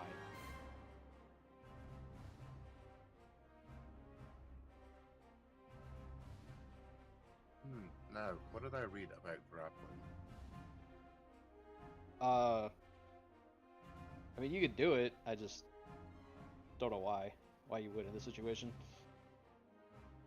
Because story reasons. The best reasons. Yeah. It was going to require a martial arts unarmed attack. What is my martial arts on the end? Oh, actually, you wouldn't be able to get because to grapple, you'd have to get to range 0, which the closest you Yeah. could get this turn to be range 1. Ah, damn. If he somehow gets, Because essentially my idea was, as the last combatant who's currently awake and also lying on the floor, would be if I was able to basically run over and jump on him, putting a, you know, knife up to his throat, and then we could interrogate him about what else is kicking him. Okay. Yeah. Unfortunately, that's just it's a Does- little too far away to see- make it work. Does he get up on the next turn? Let me go back to Is the prone that- condition. I believe, in order for the prone condition, at the end of the turn, the character down for elimination. It'll happen at the end of his turn if he doesn't move.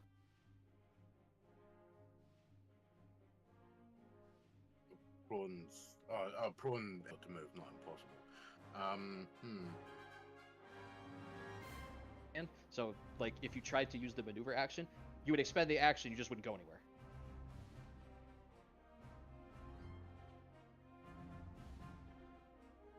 So I would be able to move into that range band. If he was still alive on his next turn, yeah, he's basically going to be exactly where he's at through his next turn. But you know what? On the basis of if he survives long enough for me to do it, then You and Mika go before him, so odds are he takes me out how the hell is he going to take you out? because I'm Pokey, going to be pokey. out of strife. Pokey with the spear. That too. Well, Hmm. that's not going to do much damage because I have no fatigue. But I'm about to go over my composure. And if it happens, we'll deal with it. Yeah. All right. So if I stick with air, that makes me harder to hit. Yeah, but you won't. We do have a juicy person for him to hit, and change of that. There are currently 2 people for him to hit.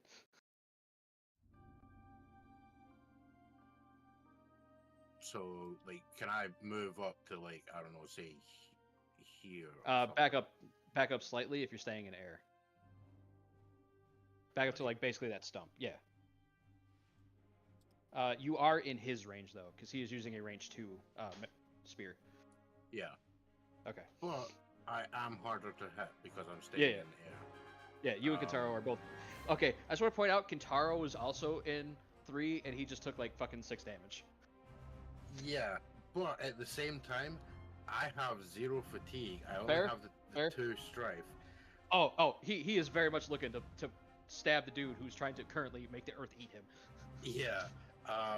So I mean, my intent is I don't necessarily want to kill him. I want to disable him so that we can not have to wait on one of these other guys waking up. Because I mean, we're probably going to kill the other guys anyway, or like I don't know, tie them up or something.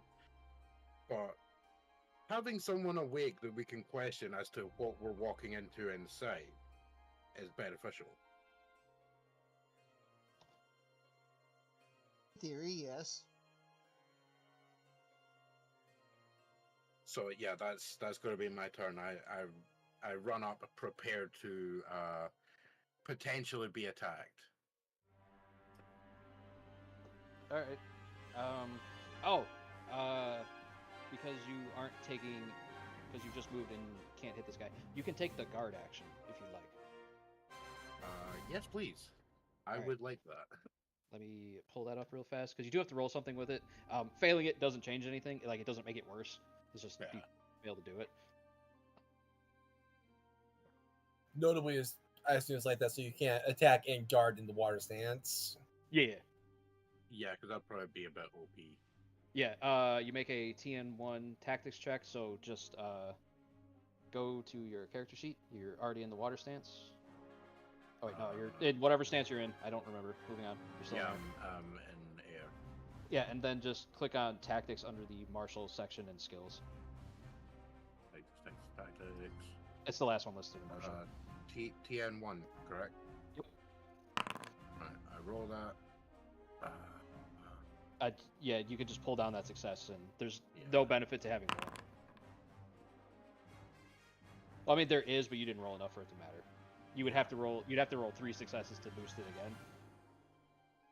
But yeah, so I'm fine hitting the requirement. yeah. So currently, if this dude wanted to stab you, he's looking at TN4. Oh yeah, and that's effectively a get fucked nerd. A You TN3 should be know get jets. fucked nerd, and I somehow keep fucking Kentaro's shit up. It's because Kentaro is a big boy wearing a big emblazoned symbol on his chest. He's very visible. It's not only that you keep rolling fire against me. It's like I'm also just like I feel like I'm rolling really bad. Yeah, dude, you're just getting like you are on both ends of the luck spectrum, getting double teamed. It's all right. At the end of the day, I'm still gonna be walking away with probably half fatigue and no strife at least. Yeah. All right. So, Mika, this Yeah. guy, I am gonna increase the TN for him because he's prone behind boxes. That means I have to move. Yeah. Unfortunately, anywhere you move is probably gonna put you in like range band 2 of him, so you won't be able to hit him with your bow. Do you always have to move towards an enemy? No, you can move away. It's just if she wants to not have the increased TN, then she would have to go this way, which is getting closer to him. Oh right. Like if she 'Cause wanted the to back up, other she way- could, it's just not gonna help her. Yeah, the other way is going to end up with Wait, more actually- boxes. No, alternatively, you can just go up the stairs. So I can go up the stairs and hit him? Yeah. I'll do that. Oh, yeah, Okay, well, I didn't even think about going that. Yeah, I'd still say that's range 3. So yeah, go ahead. Okay. Shoot him non-lethally. It all depends on how much damage she throws down. Still at water. I mean, we still got 3 unconscious dudes that we could bitch slap into alertness. Difficulty 2. Yeah. Like I'm probably only gonna increase the TN for a dude being prone, like if you're at range band 4, or like I said, like because he had the boxes in the way too. holy shit! She hit. Yeah, but she's gonna have to eat a strife to do it. I'll take a strife. All right. We don't need to do the rest of things because if you just take those 2 successes, you'll put him down. Alright. Done. All right, and he's unconscious. Well, he's not dead. Nobody's dead. Well, No, one he's not person's dead. dead. One person's dead. All right. So we tie up with very expensive rope. I mean, you Can see, I- you see some rope over here. You see Yeah, some more over here. There's some we're sitting like on this box over 13 here. miles worth of rope just kicking Yeah. around this Is area. Be the So joke this- because, like, for us, it's like Start taking really, some really rope expensive. from wherever and Yep, start but you're also tying them outside of- all up. I was gonna say, like, you're also outside of a mine, which you would expect to have like Lots of rope. meters and meters and meters of rope. So he's getting tied up by me. Okay, this is the only dead guy. I'm just gonna take him off the board. Yeah. Yeah, we leave his mangled remains, well, severed remains, because they're not really mangled. Well, he in probably the didn't pool of have water. anything that was worth taking either. So Okay, so here's the interesting thing about looting in Legend of the Five Rings. yeah. Would you consider taking these guys' stuff honorable?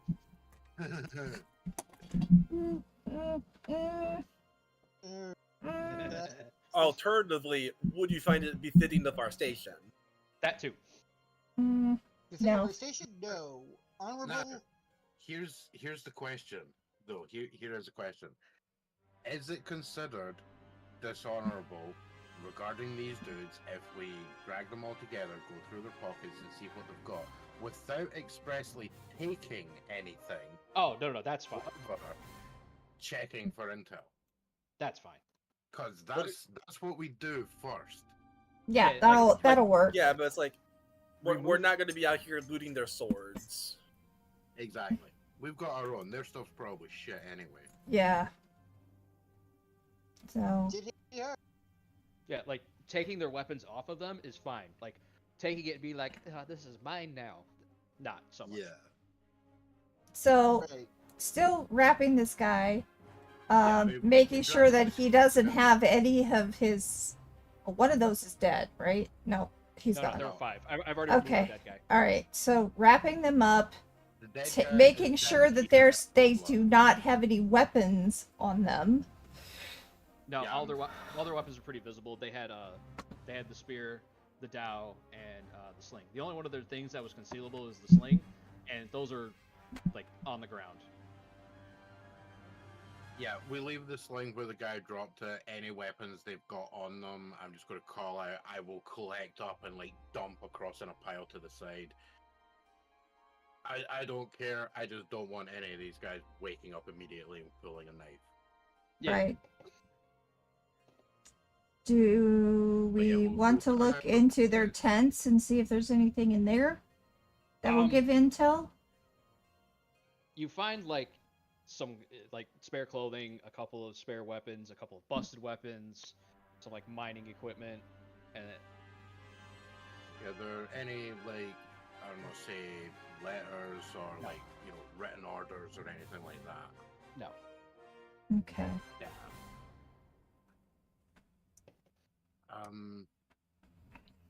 I assume like we could potentially like drag one of these guys over, slap them a few times to wake them up. Yeah. By the time you guys are like done searching all the tents, like 2 of them are coming around. It would specifically be the 2 guys on the left and right. So I'll just take the unconscious out of them. Right. Well, as my character's still standing there, just because I haven't moved that new token, and cheers for that, by the way. Yep. Yeah. She on noticing one of them waking up, she's gonna casually withdraw the sword and tap him on the shoulder as a "you paid fuck attention" move. To ask him, what is going on here? Because you're clearly not the guards that are supposed to be here. And also, where are the actual guards? What happened to them?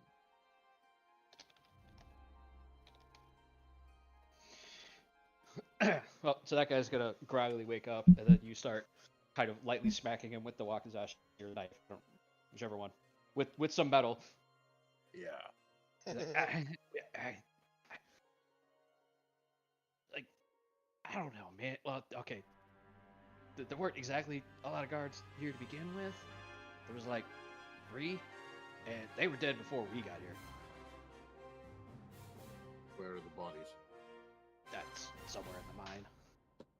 Dump down some hole. What do you remember about them? The guards? I like I said, they were dead before I got here. Sword strikes, arrow shafts. No. Like, I was told they were killed and dealt with before I got here. Like, as far as what's going on, I have to ask the boss. I was... A buddy of mine clued me into that another guy was taking this place over and that they, were going to start making money off of it, so I came here.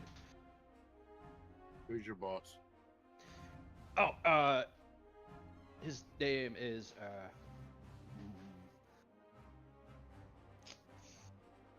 really should have settled on a name. Oh, his name's Genji. He's in the mine. Genji.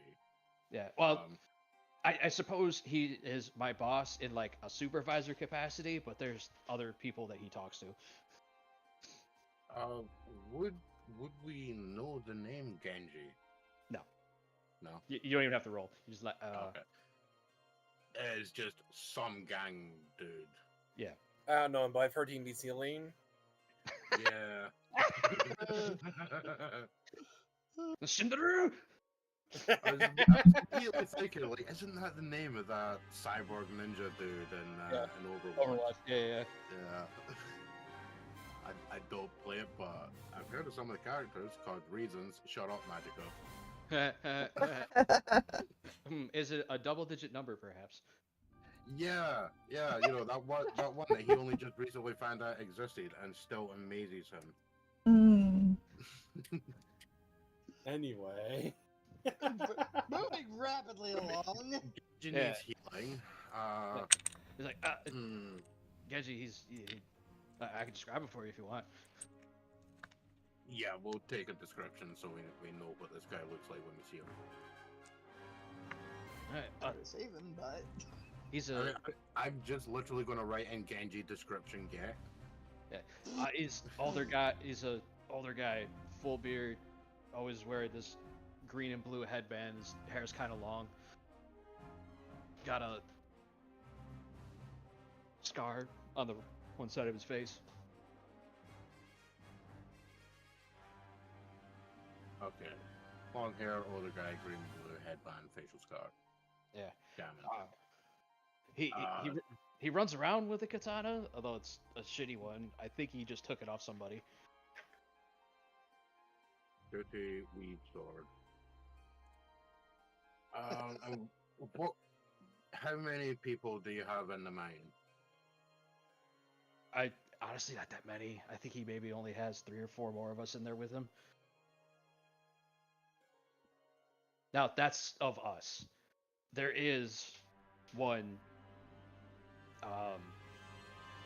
There is one Ronin in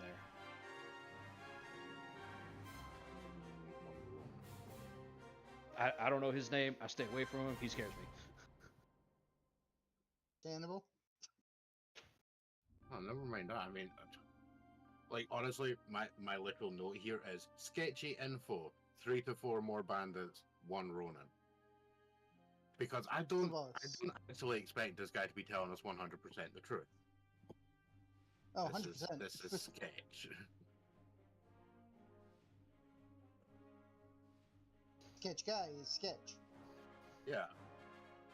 Is there anything else I want to expressly ask? Because the floor is open to the other PCs if you want to ask the dude stuff. Also, as much as that Ronin guy scares me, keep the dude making the earth eat people away from me.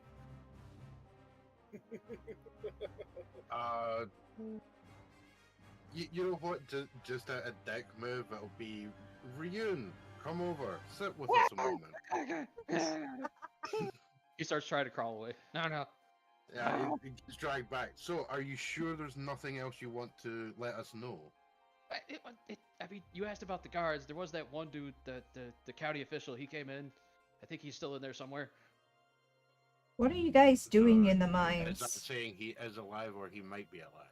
I don't know. He got dragged in there. I haven't got in there. Being in there scares me.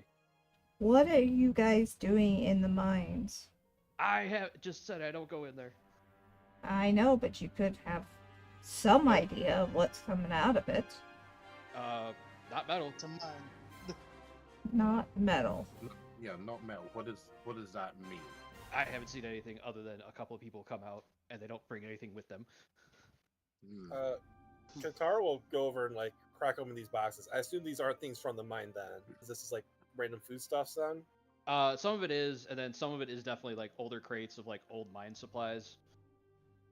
They just were too lazy to get rid of it. Alright, This one Katara will will sigh, then go back and sit down on the log. How does one go about removing Strafe? We'll deal with that when you guys are done with the interrogation. Fair enough. Yeah. Because it's a very simple answer, but it'd be easier to describe like when people aren't trying to do like 2 different things. As far as I'm aware, I'm pretty sure that's all the relevant info. So yeah, Kira's gonna be like, does anyone else have anything to ask? It's the only thing I have I no was other going to comments. ask. We got all the relevant information.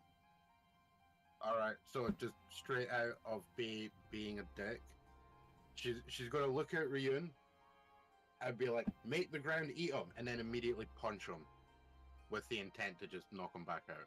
All right, there is no roll necessary. If you guys want to knock these guys back out, that's fine. They're gonna wake up in like an hour, like another 10 minutes ish, somewhere around there. Well, I mean, we'll be gone likely within that 10 minutes, so they will only know roughly. I would also suggest, essentially, we pick one of the tents and like throw them in that, just so that you know, if anyone else is coming, not that I really expect there is, but anyone else comes up, they're not going to find 4 dudes tied up in the middle of the camp that they could potentially recruit. Yeah, we can do that. All right, easy enough. All right, so at the end of a scene, specifically, I believe it's skirmish or intrigue scene. Fuck it, any scene. If you have more than half, or if your endurance or strife is greater than half of your endurance or composure, you can knock it down to half. Okay, so I could take off 2 and bring it down to 4. Here you go, 8. Yeah, I've got 8 composure and 8 endurance. Oh, damn.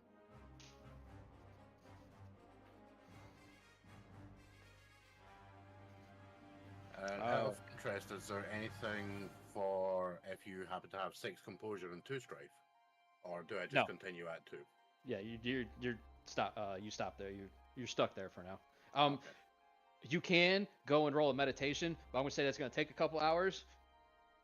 Yeah, honestly, I don't like the mention of like you can do a quick thing to use fire to do meditation in the middle of a fight. It's like that really doesn't feel. No. Like, That is what that is referencing is specifically for your initiative for a duel, because you roll meditation, not tactics for a duel. Oh, all right. Interesting. That's fair. Basically, how well you're able to focus your mind in the anime weeb tropes. Oh yeah, yeah. It was like when the mention of moving range bands was brought up, how it's like dependent on what the band is. Like it put me in mind of that whole thing where you'd have people at the side ends of a field, you know, whip out the swords, screaming at each other as they race towards the middle. Yeah. Versus 2 people standing 5 feet away, like slowly pulling the swords out and like, you know, doing the foot shuffle, sliding towards each other. Yeah, well, that is a much better. A single range band move, but they are Yeah. drastically different visually. Yeah, that is a good way to think about it. The first time Ignis and I ran into range bands is in the game Exalted, which is very much the hey, look, I just threw a car. So it's another Godbound sort of thing. Yeah, but it's thoroughly more complicated. Like Godbound sign, etc., etc. orders Well, of magnitude in terms of on more this- complication. On the subject of orders of magnitude more complication, I'm gonna have a slash real quick. I'll be back in a moment. All right. So Also- which tent do we want to throw these guys in? Yeah, it doesn't matter. Who cares? Fair enough. The other side of this, Ryun and Mika, you guys both have Path to Inner Peace. Yes. One of you, if you guys wanted to, could use that on Kentaro to remove a little bit more fatigue from him. I can do that. Note that he will be immune to this ability from both of you after this. For Basically the rest of the session. no, it's end of scene, but I'm going to say like if you're doing it in between 2 combats, or like in this, it's going to extend to like the end of the next scene. Well, then it's up to him if he wants to get help. There's really be no reason not to, unless you wanted to save it for having it being used in combat. Yeah, I mean, if you have help that you can offer, I'll accept it. Yeah, I have help.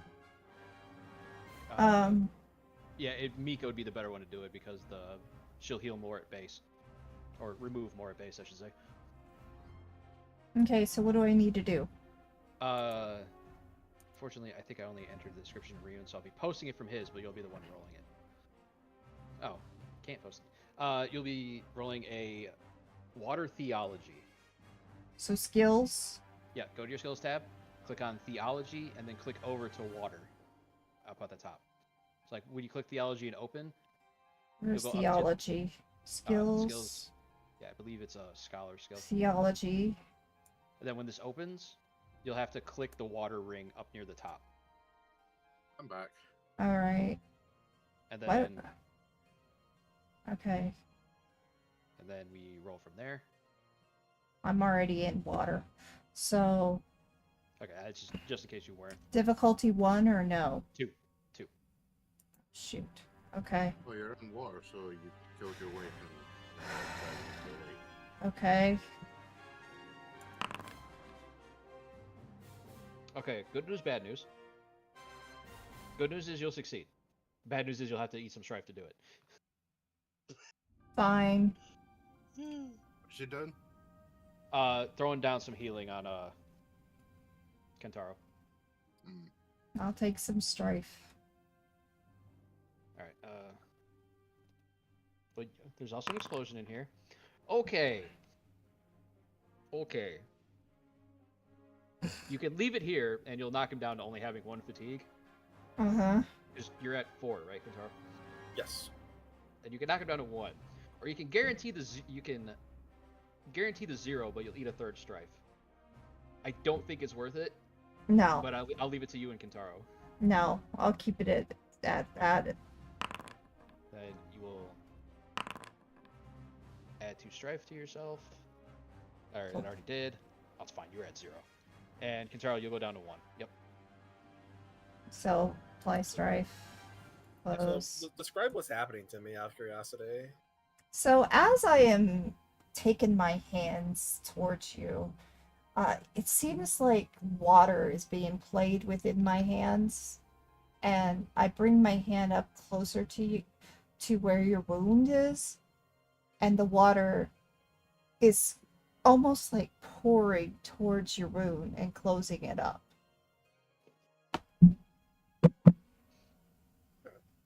After the process, Tara will nod and said, "Thank you for your assistance, Dungeon." You're welcome. Takes a slight bow back to him, and then just, and unfortunately, I will not be able to do that for the rest of the day. For you, Well, till the next scene. yes, Well, the next scene after this one, whatever that Yes. one may be. yes, Those were kind of between scenes at the moment. Yeah, because like if I was skipping to like the between scenes, it would kind of be like, all right, cool, we transition into the mind, and that's technically, oh, the scene's over, I can do it again. Yeah, honestly, that'd be done. We have to do at least one scene in the mind, whether it's narrative, combat, or downtime, or whatever. Yeah. mm-hmm. But Yeah. Let me look up one thing because you guys might be able to pop something else, not for healing or anything.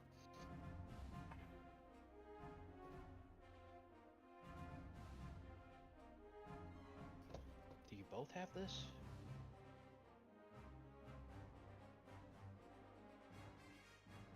Have what? No. Only Ryun does. Ryun, while they're doing the interrogation, if you want to, you could perform the divination ritual. Okay. What does that do? As a downtime activity, you may make a TN2 Theology Void check, targeting one character to see glimpses of their future. And then there's more I'll go into if you manage to succeed, which, given if you do this, I think you're rolling 6 dice, so I think you'll be fine.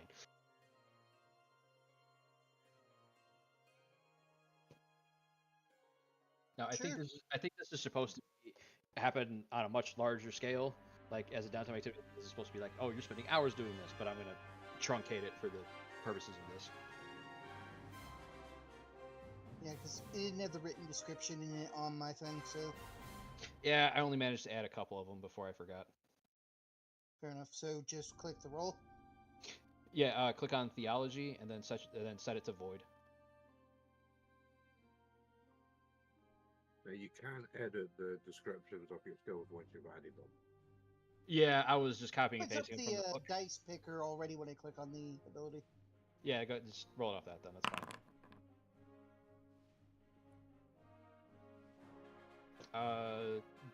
You can succeed without eating that strife if you want, or you could add the extra success. I don't think extra successes will do anything.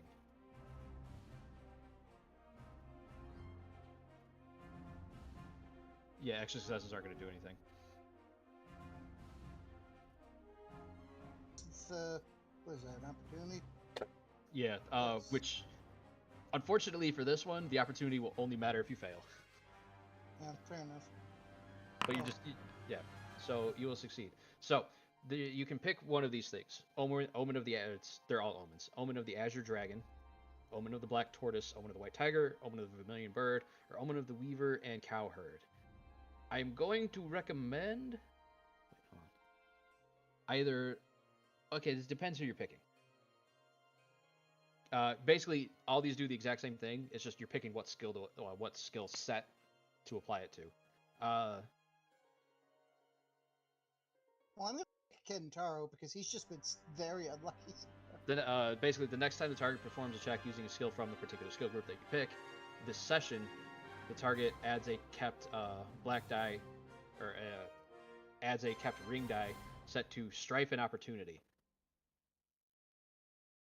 Oh. You can target yourself, by the way. I got a lot of strife as it stands. But I'm going to help Kentaro. So what does this... So this applies to what skills? He hasn't picked yet, but I'm assuming he's going to pick Martial because it's the one you picked the most. It'd be Yeah. Omen of the White Tiger. So just any Martial skill. It's like, Okay. if we get into combat, this will immediately apply to your initiative, by the way. No, oh yeah, Tactics is a martial skill. True. Yep. Okay, and I can't choose when to use it. It has to be on my next check. Because I kind of talked him into this, I'm going to say you can hold it for the scene. Okay. Alright, well, while they're doing all this spiritual bullshit, Kurai's just gonna be like, oh, fucking weebs, and wander off towards the Hold on. entrance to the mine. Says What? fucking weebs, being the only one who has wielded katana thus far. Exactly.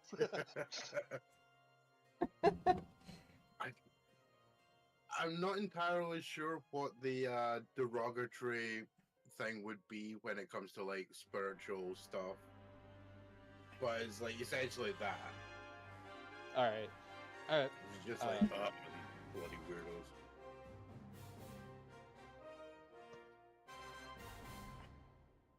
Because water totally heals people, and I can tell the future, yeah, bullshit.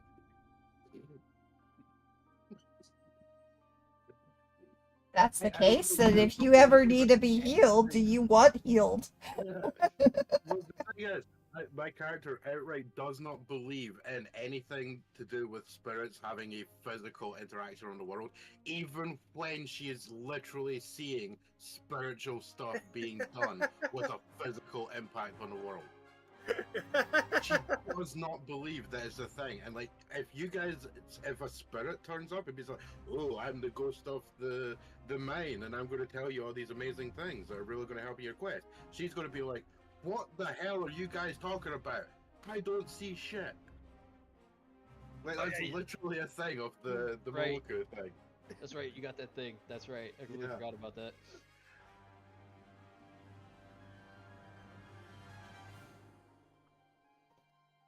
Sorry, an image I had has decided not to work, so I have to find it again.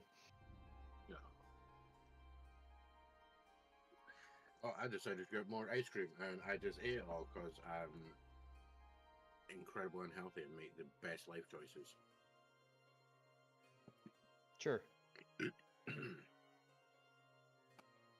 Not sponsored by Ben and Jerry's.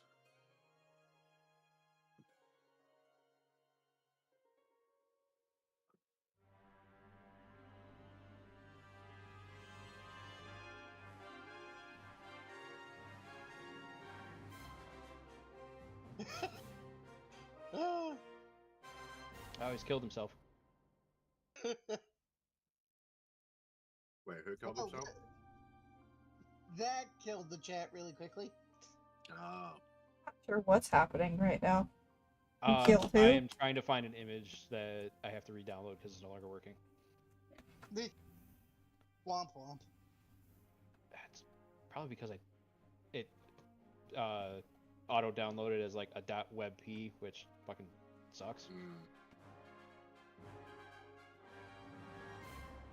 Yeah, I found out just as I was about to send you the character image there that originally it decided to save it as a JPEG, so of course I had a black square around it. It's like, thanks, that's exactly what I wanted. This is useful to me. Thanks. Not. Yeah, well, this as I say, like, you know, saving it as a JPEG is exactly what I wanted, which is why I typed PNG at the end of the name.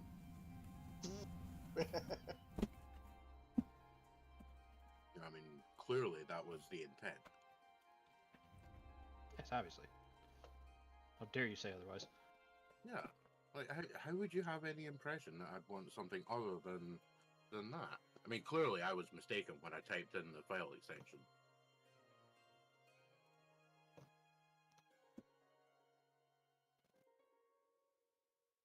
Okay.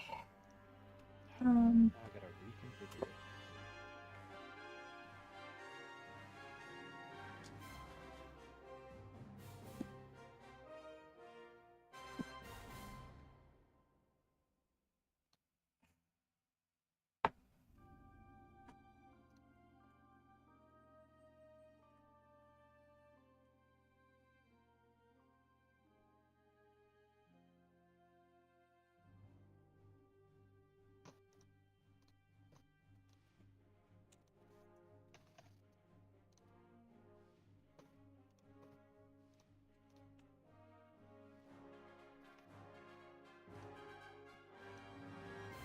You ever get my picture?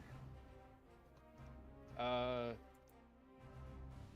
don't think so. All right.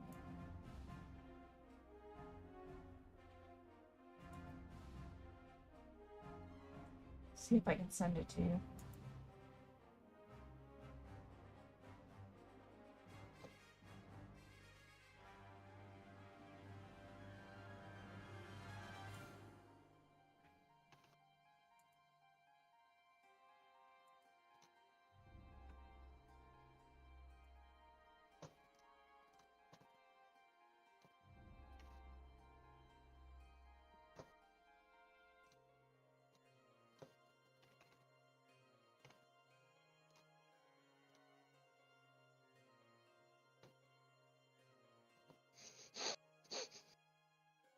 I cannot get the sizes on this right. That's not good.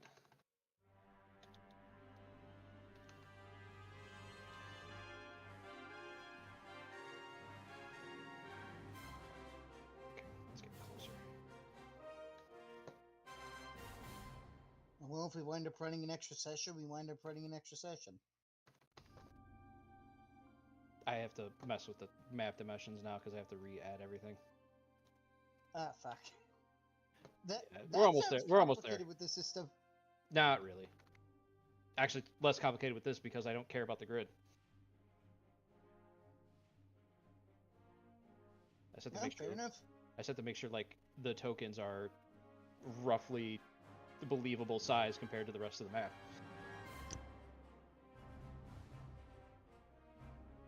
And we're good. That's the wrong server.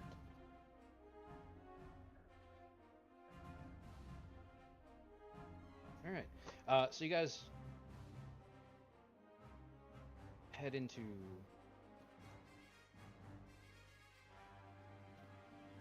guys head into the mines. You guys are coming in from the Middle East. Yes, that Middle East specifically. No, I'm kidding. Yeah, we went a long way. Very long way. Now, this particular map that you guys are on is not representing like you walked into the you walked through the entrance and this is immediately where you're at. No, you guys spend a few minutes walking through some tunnels. A little bit confusing, but after maybe about 2 minutes, you find what would basically be an office would be a wrong term, but it's the best one I could think of at the time, where you find like a couple of desks set up and some like file storage areas, to which you manage to find a map, which is allowing you to move further down the mines without hitting necessarily too many dead ends. Unfortunately, the maps that you found are mostly up to date, but it didn't account for any a couple of collapses that seem to have happened between when this was when the mine was running as supposed to and when you guys got here. Apparently, the bandits are just very bad at maintenance. I mean, it makes sense. As you guys are walking through this tunnel, though, you do, as you are approaching what is called on the map, the outer mines, you do start noticing that there are these strange green glowing crystals that have started, or crystal formations that have started to pop up. Oh. Okay. That is why I am not putting lighting on this map, because these crystal formations have become frequent enough and bright enough that you can see in these tunnels. Okay. I'll have my bow readied. My bow is, or my, Bow as in like archer bow, not bow staff. Yeah. yeah. I'm My going to... I am making the assumption going forward that if you say bow, I am assuming bow and arrow. Alright, I will have my bow ready as well, as You know it what? is still ready. I can make this real easy. I'll ready my Yumi, There you go. and you will ready your Daikyu. Yes. So I followed a cat that's on a small floating book. What? Huh? Yumi. Alright. But as you guys are moving through these tunnels, you do eventually hear what sounds like people yelling at each other. You're currently a little too far away to understand based on like the reverb that's coming off from the cave walls and the tunnels. Okay. Sounds like there's a disagreement going on. I'll take like a low posture and I'll see if I can like sneak my way towards the commotion.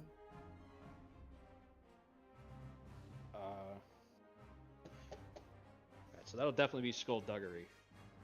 But now we have to decide on which ring. Probably water or air. You know what? I'll probably do the same, but even though I have the stuff, I'm gonna stick with melee. However, do I have to actually go through the check to apply my +4 deadliness? Let me see what the TN is. Because I believe it's only like TN1, so yeah. I think it also implies that the ninjutsu would be if you're using it in combat. That's what it kind of reads like. The ninjutsu specifically says you are making an attack with a ready concealed weapon that I think already has the poison on there. I don't know, or repost it in the chat while I'm dealing with this image.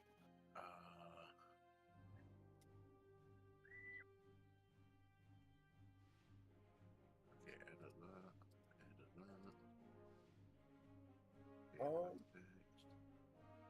that. Based on the arena, it's definitely going to be an air ring. You could actually go either way on either skullduggery or survival, though. I'm definitely gonna lean toward skullduggery on this one. Yeah, I believe if you're doing anything stealthily, then it's skullduggery. I could see like survival if like you're hunting or sneaking up on things. Given the proximity and like the creatures, quote unquote, you're sneaking up on, skullduggery is the one that makes the most sense to me. I can just read both out. So like the counter approach for skullduggery is picking someone's pocket, shadowing a mark without being noticed, organizing a group of thieves on a job, tracking someone through a city, knowing the right bribe to secure a corrupt official's cooperation. Conversely, for survival, counter approach for air is making and using traps, tracking people and animals in the wilds, training animals to perform new tasks. So like I can see it sort of, I guess not really tracking people. Fair enough. If you like, you were tracking people, yeah, absolutely. Yeah, but I am shadowing a mark essentially in this case. Yeah. All right. So I will set myself the air ring. So yeah, we're going with air skullduggery for this. Yeah.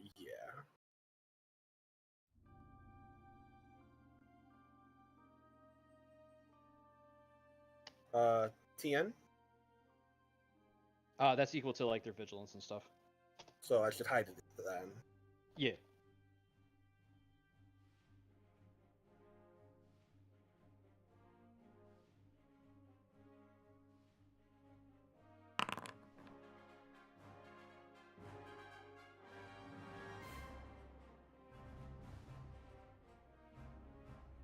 So I can keep the success and the opportunity.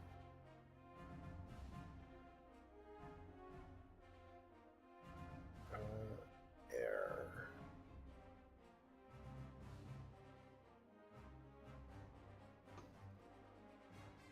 Why did I close the book?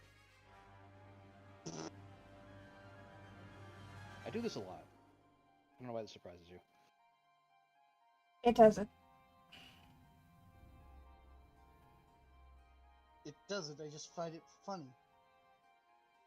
All right, yeah. So I'll take the one success, obviously, and I will spend 2 opportunity to lend assistance onto Stuff. Kurai's attempt as well.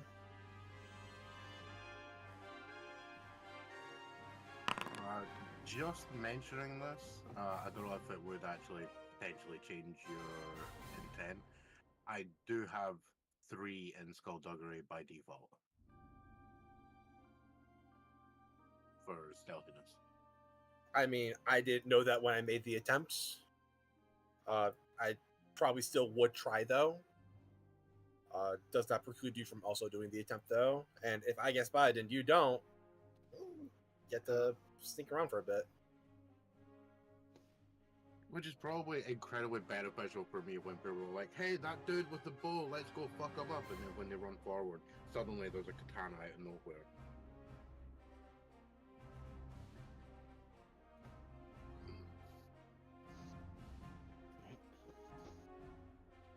Now I have to look up assistance action real fast. Yeah, and I did post a thing for Deadly's thing. Because, as I say, that's calling it out as an attack.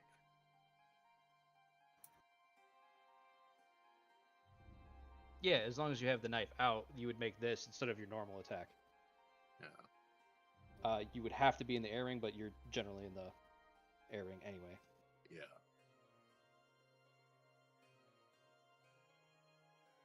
Because, I mean, it's also the fact that it mentions to use a readied concealable weapon.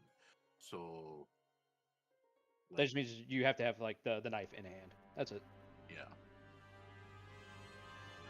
I have scrolled past assistance because apparently I don't know my alphabet.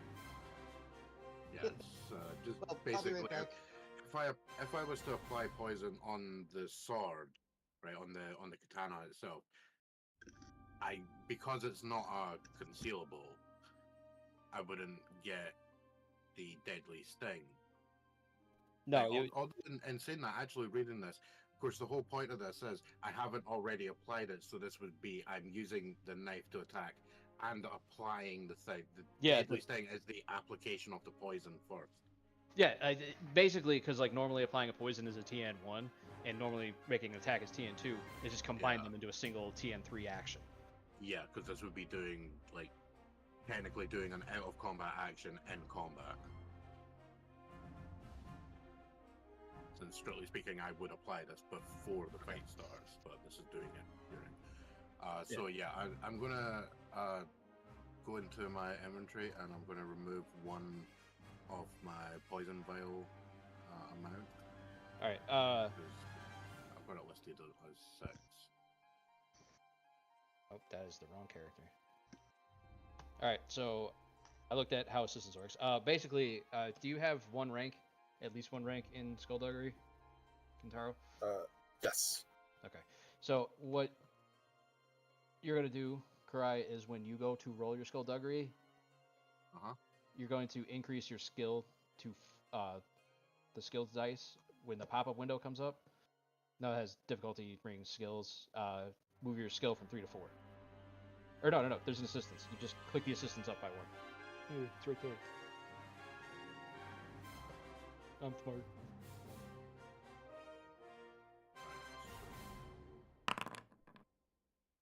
Like that. Yep. I believe. Fortunately, Ignis's bad luck continues to hound everything he does, as your extra die rolled nothing. Well, I mean, okay, shut up, Brian. I was about to say it's better than nothing. I mean, at least It you was tried. literally nothing. You tried, which is better than not It's trying. literally blank. Now you have the choices, my friend.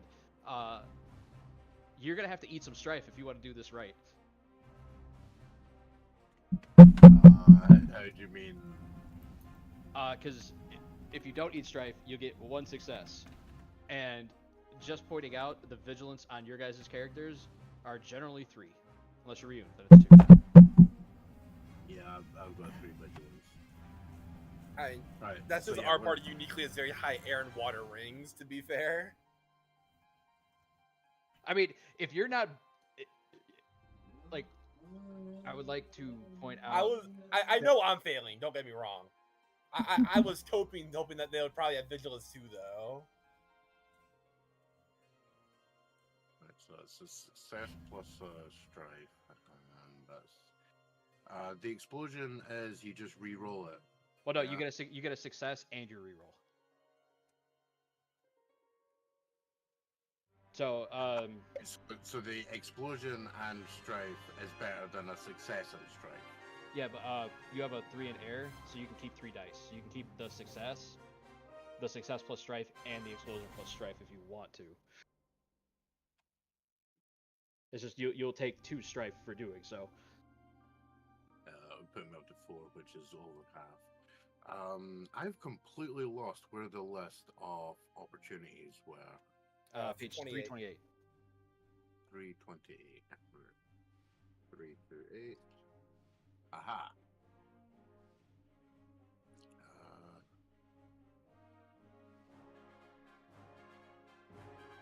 Oh, it does mention act subtly to attract minimum attention in your efforts as an opportunity.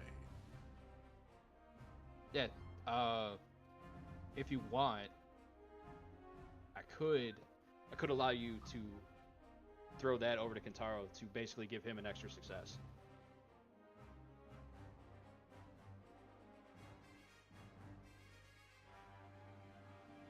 That might be a useful thing to do. But You know what? Yeah, I think giving him an extra success might be. by doing that, like you'll be at 2 unless you decide to eat the explosion plus strife. Like instead of or like take the success, the opportunity, and the explosion plus strife to see what you get. Like if you're choosing between an explosion strife and a success and strife, you're almost always going to want to just take the explosion strife because you get the same benefit plus extra. The chance of just cascading explosions. Yeah. So I get 3. Well, sing keep 4 now. Oh right, assistance. You do get to keep a 4th one, so you could actually take all 4 of those. But with that, I am guaranteed I'm adding 2 strife. Yep.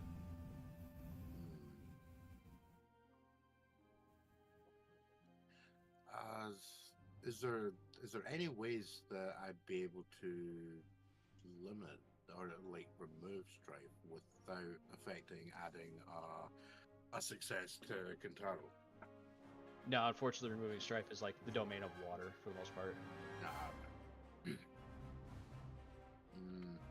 Yeah, you know what? We'll leave that extra one. We'll take the 1.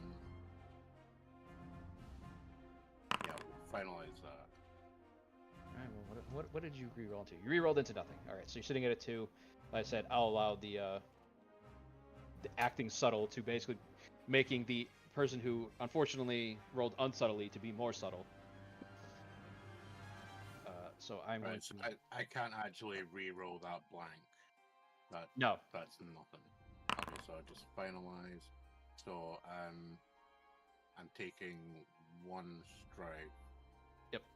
For that. Alright, so I'm going to move your guys' tokens up. That's Ryun. Oh no. Yeah, There we where go. are we going? You guys are scouting ahead. Oh no. Fantasy Ground says died on me. There we go. So you guys are going to get about there before you hear somebody yell, before you hear somebody go, wait, shut up, I heard something move. And then a couple of guys be like, I didn't hear nothing. What the hell are you talking about? You just heard our reverb going on. It's like, no. And then you hear a, shut the hell up. Something's moving. Does this seem to be coming from the north or the south? Good question. Down here.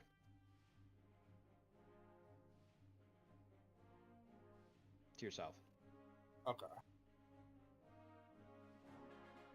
I would like to imagine Kentaro has the sense to allow the actual trained assassin to go first. Yeah, go for it. Now, are we moving with them or are we staying back here? That is up to you guys. They were stealthing ahead, which is why I moved them. Yeah, what are you guys doing? Are you guys following? I Volley? can't Are you moving us alongside? I can't stealth. Not very good No at one stealthing. can, just not Okay, well. so Not so well. there you go.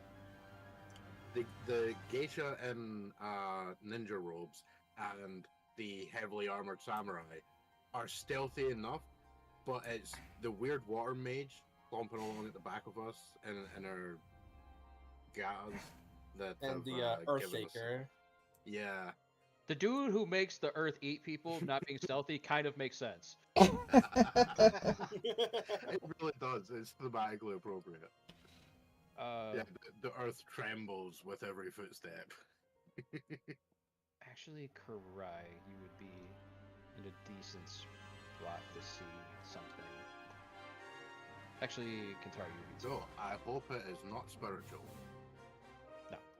You see two more dudes.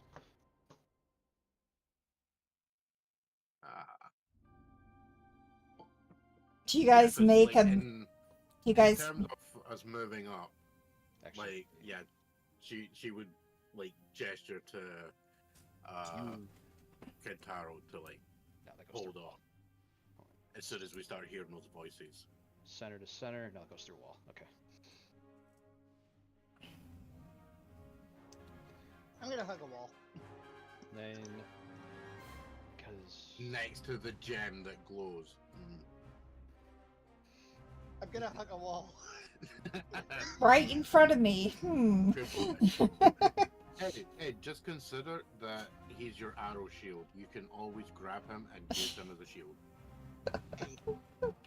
Well, you're the one who walked in front of me. Exactly. You took that position.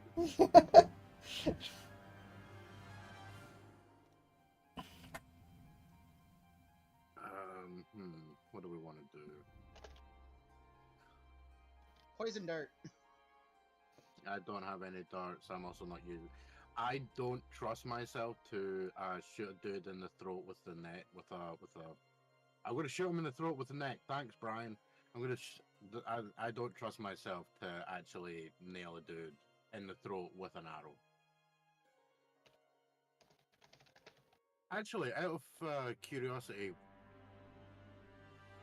attacks and stuff don't actually align with any of the rings, so you don't get any extra bonuses using, like, say, specifically shooting an arrow using air.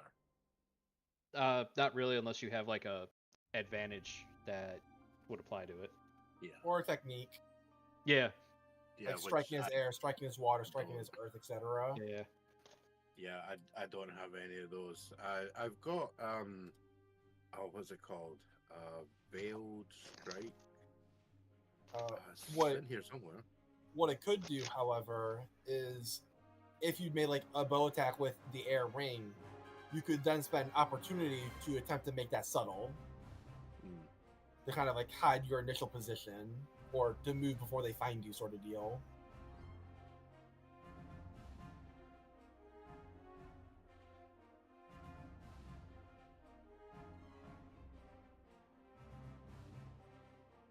Right, I got a question here.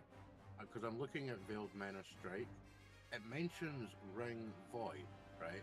And I noticed that there's a bunch of stuff where it says, if this is the first time it's happened at a scene, you gain 1 Void point. What's the deal with that? Oh, right. Everybody has void points.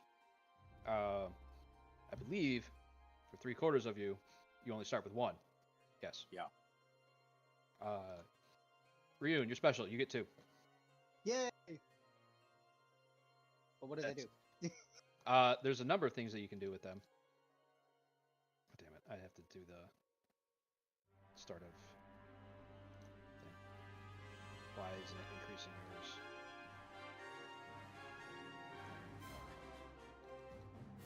For whatever reason, I can't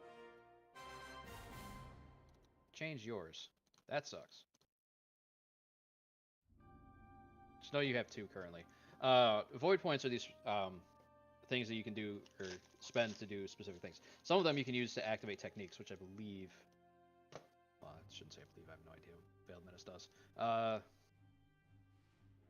It just says when you make an attack using a one-handed grip, you may spend something because it didn't copy the icon over in the following way. Plus, if you succeed, choose one unaware or disorientated target. That target suffers critical strike with severity equal to your weapon's deadliness plus 1 per whatever the icon is. I will have to go and check what that icon is because it didn't copy it over. It's probably opportunity to spend and +1 per bonus success. I have a feeling you're right. However, it is on page 181, so let's go have a quick double check at that. 181. Opportunities is the pinwheel. Okay. Yeah. So I'm going to edit that to list it. Note that this is a melee only. Yeah. All right. But the base things that everybody can spend void points on, seize the moment. When you are assembling your die pool, you can choose to spend a void point to add an additional ring die. I am unsure of myself. Yeah, it's ring die. To add an additional ring die to the roll. Subsequently, because you are adding an additional ring die, it also increases the amount of kept dice that you can have for a particular roll. The other thing you can spend it on is what's called a shattering parry. You use this when you are taking a critical hit. Only when you are taking a critical hit. I gotta find damage and healing so I can get the exact wording. So it's sort of like a hero point with extra steps. Yeah, so when you take a critical hit, you roll a fitness check, a TN1 fitness check to reduce the severity. Shattering parry lets you re-roll any of those dice. Sorry, all of them. It is basically just a straight up reroll, but doing it, any weapon you have readied is broken, or one of the one. Yeah, so like you're whipping up your sword to deflect the thing, but you're gonna break your sword in the process. But it does allow you to effectively. The third thing that everybody can do is when taking a hit, you can spend a void point to not defend yourself and just take a critical hit instead of taking the fatigue damage. So, suicide. Not really. It's the how much do I value not taking fatigue off of this hit. Yeah, which if you're already at high fatigue could be beneficial. Now, if I recall correctly, you don't reset to your normal void point capacity between scenes, correct? No, it's at the beginning of every session. I reset it trying to get Ryun's back up to 2 where it's supposed to be, but for some reason, his just refuses to change. I don't know why. Okay. So, magically, you're just going to have to note somewhere that you have 2. You get a at the start of every session, you get a number of void points equal to half your void ring rounded up. Everybody but Ryun has a void of 1. And Ryun has 2. I just unlocked my character sheet and edited it. Okay, yeah, because Ryun has a void ring of 3. Now there are ways to get more void points. I don't. You mostly get them for beginner characters when your disadvantages come up, which I don't think any of yours have at the moment. But the first time in a scene where your disadvantage would get in your way, you gain a void point. You cannot have more void points than your void ring. So currently, 3 of you are capped out. Yeah. Yeah. I just wondered how that functioned because I noticed that Veiled Strike mentions that it's ring void. So essentially, if let's say I was to use that, I would then you would lose my point. No, because it's Veiled Menace bracket void, you have to be in the void ring to use it.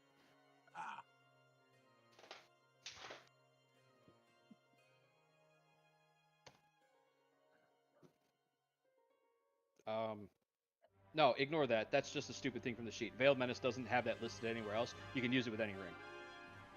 It's just it's just a weird programming thing with how the sheet does stuff. So ignore that. Oh, right. Okay, you know what? I'm going to make a note of that there. I'm just mentioning that ignore the void ring. Yeah, Veiled Menace, you can use it in any ring. I'm rereading it. Nowhere in there does it have void listed, so you can use it with anything. Okay. Use what with anything? His Veiled Menace style. Oh. Oh yeah, that's right. It says style, not strike. I keep reading it as strike. That's alright. It's alright.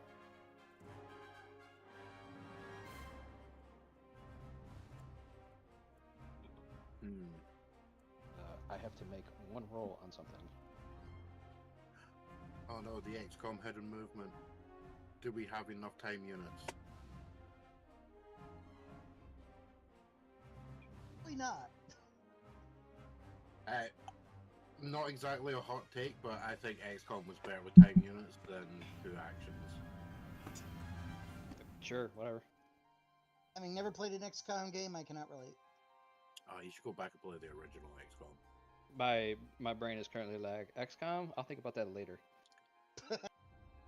I mean, we got 10 minutes before we usually end. I know. I want to get this set up so we can just roll right into it. Okay, so it is that. I mean, he's probably gonna fail. I vote he fails. Yeah, he failed. Yeah. You guys hear somebody start to move away, but you can't see them, and then, Kurai, you will see this particular bandit kind of scratch his head, and then shrug, and then start talking to the other ones. Oh, sweet, it turned out it was just an exceptionally big rat wearing tap shoes. None of you guys have in the wind as an arrow goes through his skull. And then maybe from Kentaro, sorry. And then it's on you guys. What are we all doing?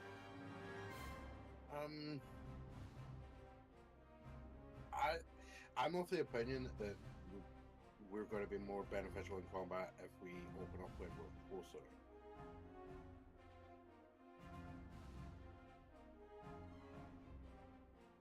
So, I mean, yeah, essentially, because these guys seem to have decided it was just a very loud rat in tap shoes. She'll I do like... knew where mine were. I could actually make the tap sound effect. No, stop it. Bad Magica, you get the spray bottle. She'll just, like, make a wee gesture to Kentaro, like, yeah, we should be okay to continue. Okay. He'll nod and press forwards with you. Yeah, so we'll just continue sneaking towards them as quietly as possible. We will continue hugging the wall. not humming our own theme music. Yeah, I was going to say that you get a look and a katana thrown at you if you start humming danger music. All right. But then I get a free katana. No, you don't, because it's gone in your face and it's poisoned. You are better at this, so I am letting you take point. Yeah. Be lagging a little bit behind her as a result. All right. So, because this guy failed and you hurt him, I'm not gonna hide him. But as you round that particular corner, this guy has an arrow knocked, ready to go, Oh, motherfucker. and we are just gonna go on initiative from there. Notably, there's also a fourth bandit. Oh no. Notably, these guys will be rolling from their vigilance. They also do not have weapons drawn. But I will have you guys all roll initiative next week. I'm gonna do these guys so I don't forget that they're rolling off their vigilance. Okay. See how we are. No, that's actually good because their vigilance is lower than their focus. Oh. I feel like that's probably going to be true for most characters, because your vigilance is 2 rings divided by 2, whereas your focus is just 2 rings added together. Oh damn! I can't actually add a thing onto that. Oh, actually, I could potentially. Right. I'm gonna do a sensible thing here. I'm gonna add a secondary katana weapon to my sheet marked with being poisoned.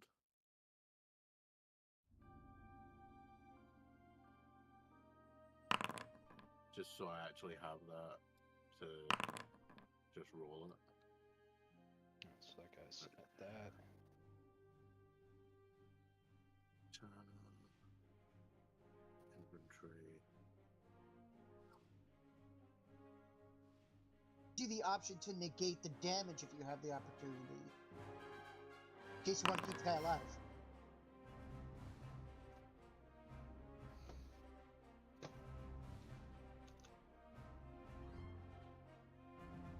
Right, I can change that.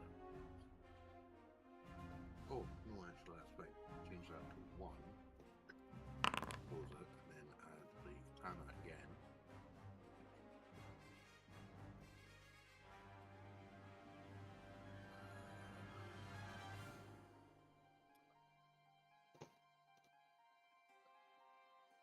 So potentially death or deliverance.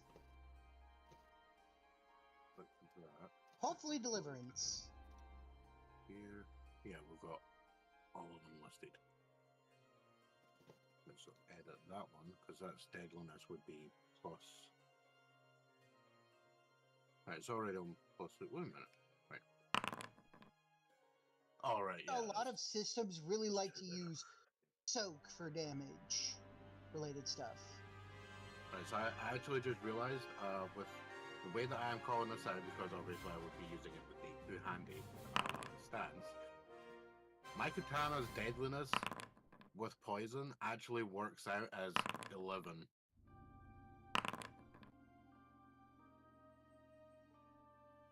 Good, that just means all you have to do is hit. Well, it means you have to hit and crit. Yeah, it still just does 4 if I just hit normally, but if I get critical,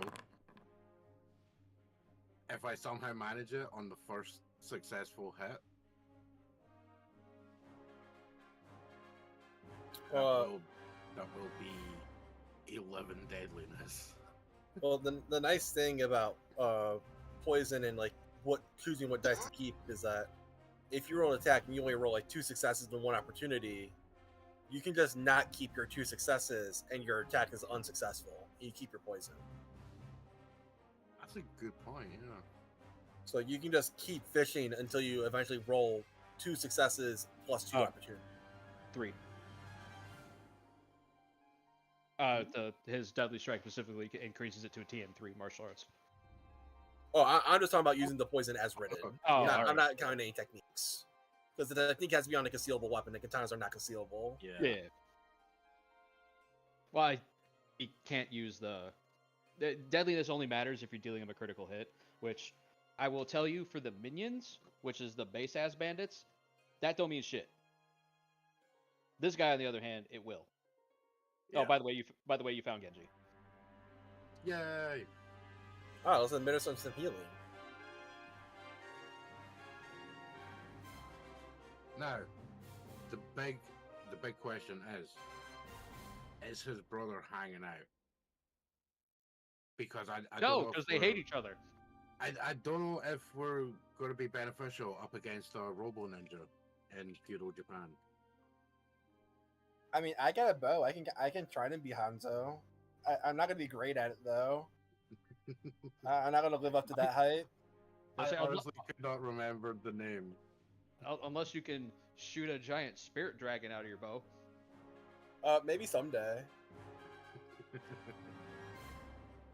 But, Well, Magica's got the drug key, so we just get Discount Hanzo here absolutely schmack. yeah, and then their little sister Kiriko can come out to play.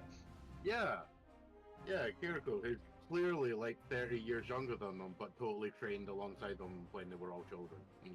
Because WTF our timelines. I mean, it's Overwatch. Nothing in Overwatch makes sense. I just love the fact that it became such a big question in the community. I mean, I legitimately thought she was supposed to be a student of one of them. I do want to mention on the topic of the Chris not mattering against the basic Bandiso, but with a deadly 10 weapon, if you do a hit crit, you will just probably one-shot them.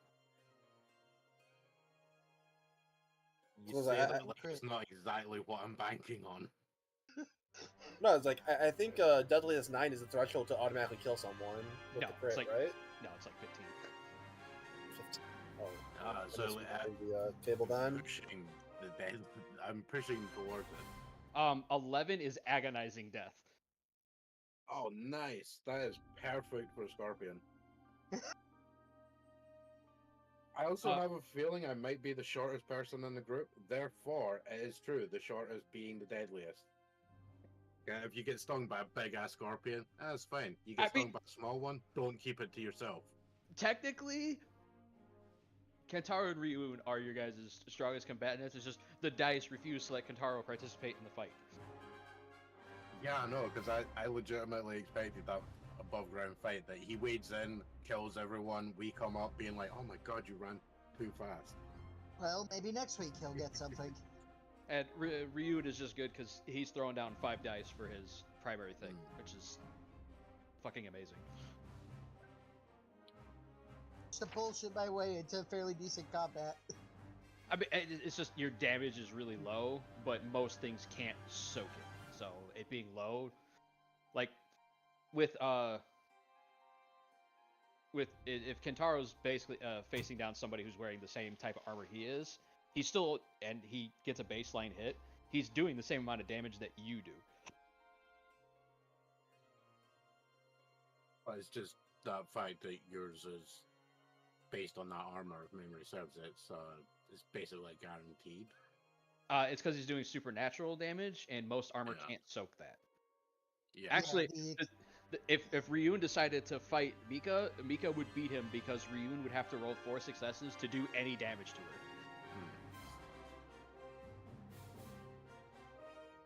Oh, because she has supernatural soak. Yep. Yeah, because she's wearing the sanctified robes.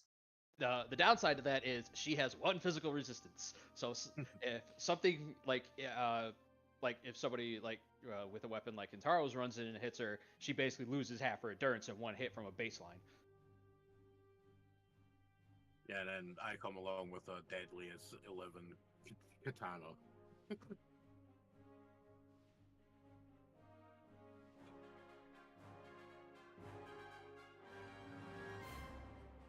Yeah. All right. Carson, you can lead us out. I got these guys rolled up, and I'll have you guys do your initiative next week. All right, I can do that. Let me see what we have going on for people who are streaming today. Because 3 of them were rolling off a were rolling off a different stat than he was. Mm-hmm. Oh, I don't know why I had them roll with that ring. Yeah, rolling in. I should have rolled with their highest one. They think they're evens. Who cares? All right.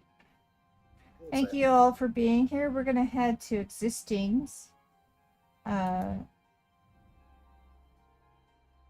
He's not gonna be there very long, but I think he's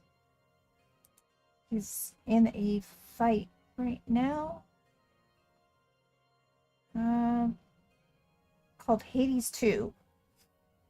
Oh, bro. Game. Yeah, so we are going to go there. Now, let me tell you what's going on for this week. On Wednesday, we are supposedly, tomorrow, I'm supposed to be going to a graduation ceremony. On Wednesday, if it rains tomorrow, I will have to go to a graduation ceremony. Oh, sucks to be you. What are you doing raids on Wednesday? I don't know. And then on Friday we will be doing Sea of Stars. But if I am here on Wednesday, we will be playing Fallout 76. Friday, Sea of Stars. On Sunday, guys, we are doing that special event that we've been wanting to do for some while. I will be a few minutes late for that. I was not able to get several Sundays off. How much do you know? No more than 20 minutes. Yeah, I'll be okay. Because I have to do a little bit of setting and all that kind of stuff, so. Alright. Yeah, I'm 8 to noon. Unfortunately, because one of my coworkers went on vacation next week, I couldn't get that Sunday off. Well, unfortunately, you were supposed to get it off on my birthday. You did, but I ended up in the hospital. That was, Shit happens, unfortunately. Yeah. I can only roll so many successes before my luck runs out. This is 100% Carsa's fault. She should have known in advance. I should have known in advance that I was going to get cellulitis. Okay. Yep. Hey, look, you live with 2 cats. You should be expecting this on a weekly basis. No. Cat scratch. I do have to be more careful, though, around that one cat, because she tends to have her claws out more. But in this case, it wasn't that. But let's get on with going ahead and reading existing. Paste. There we go. All right, thank you all for being here. I appreciate it. I hope you enjoy existing. Thank you and goodbye.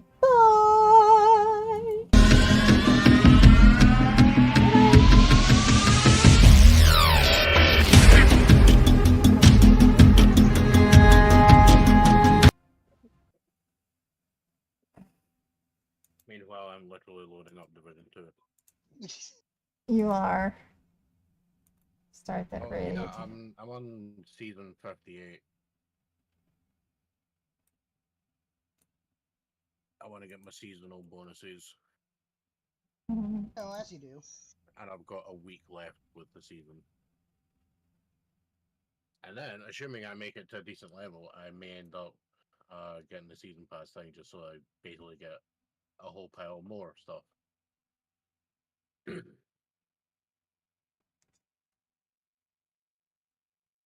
I'm waiting for the commercial to go away.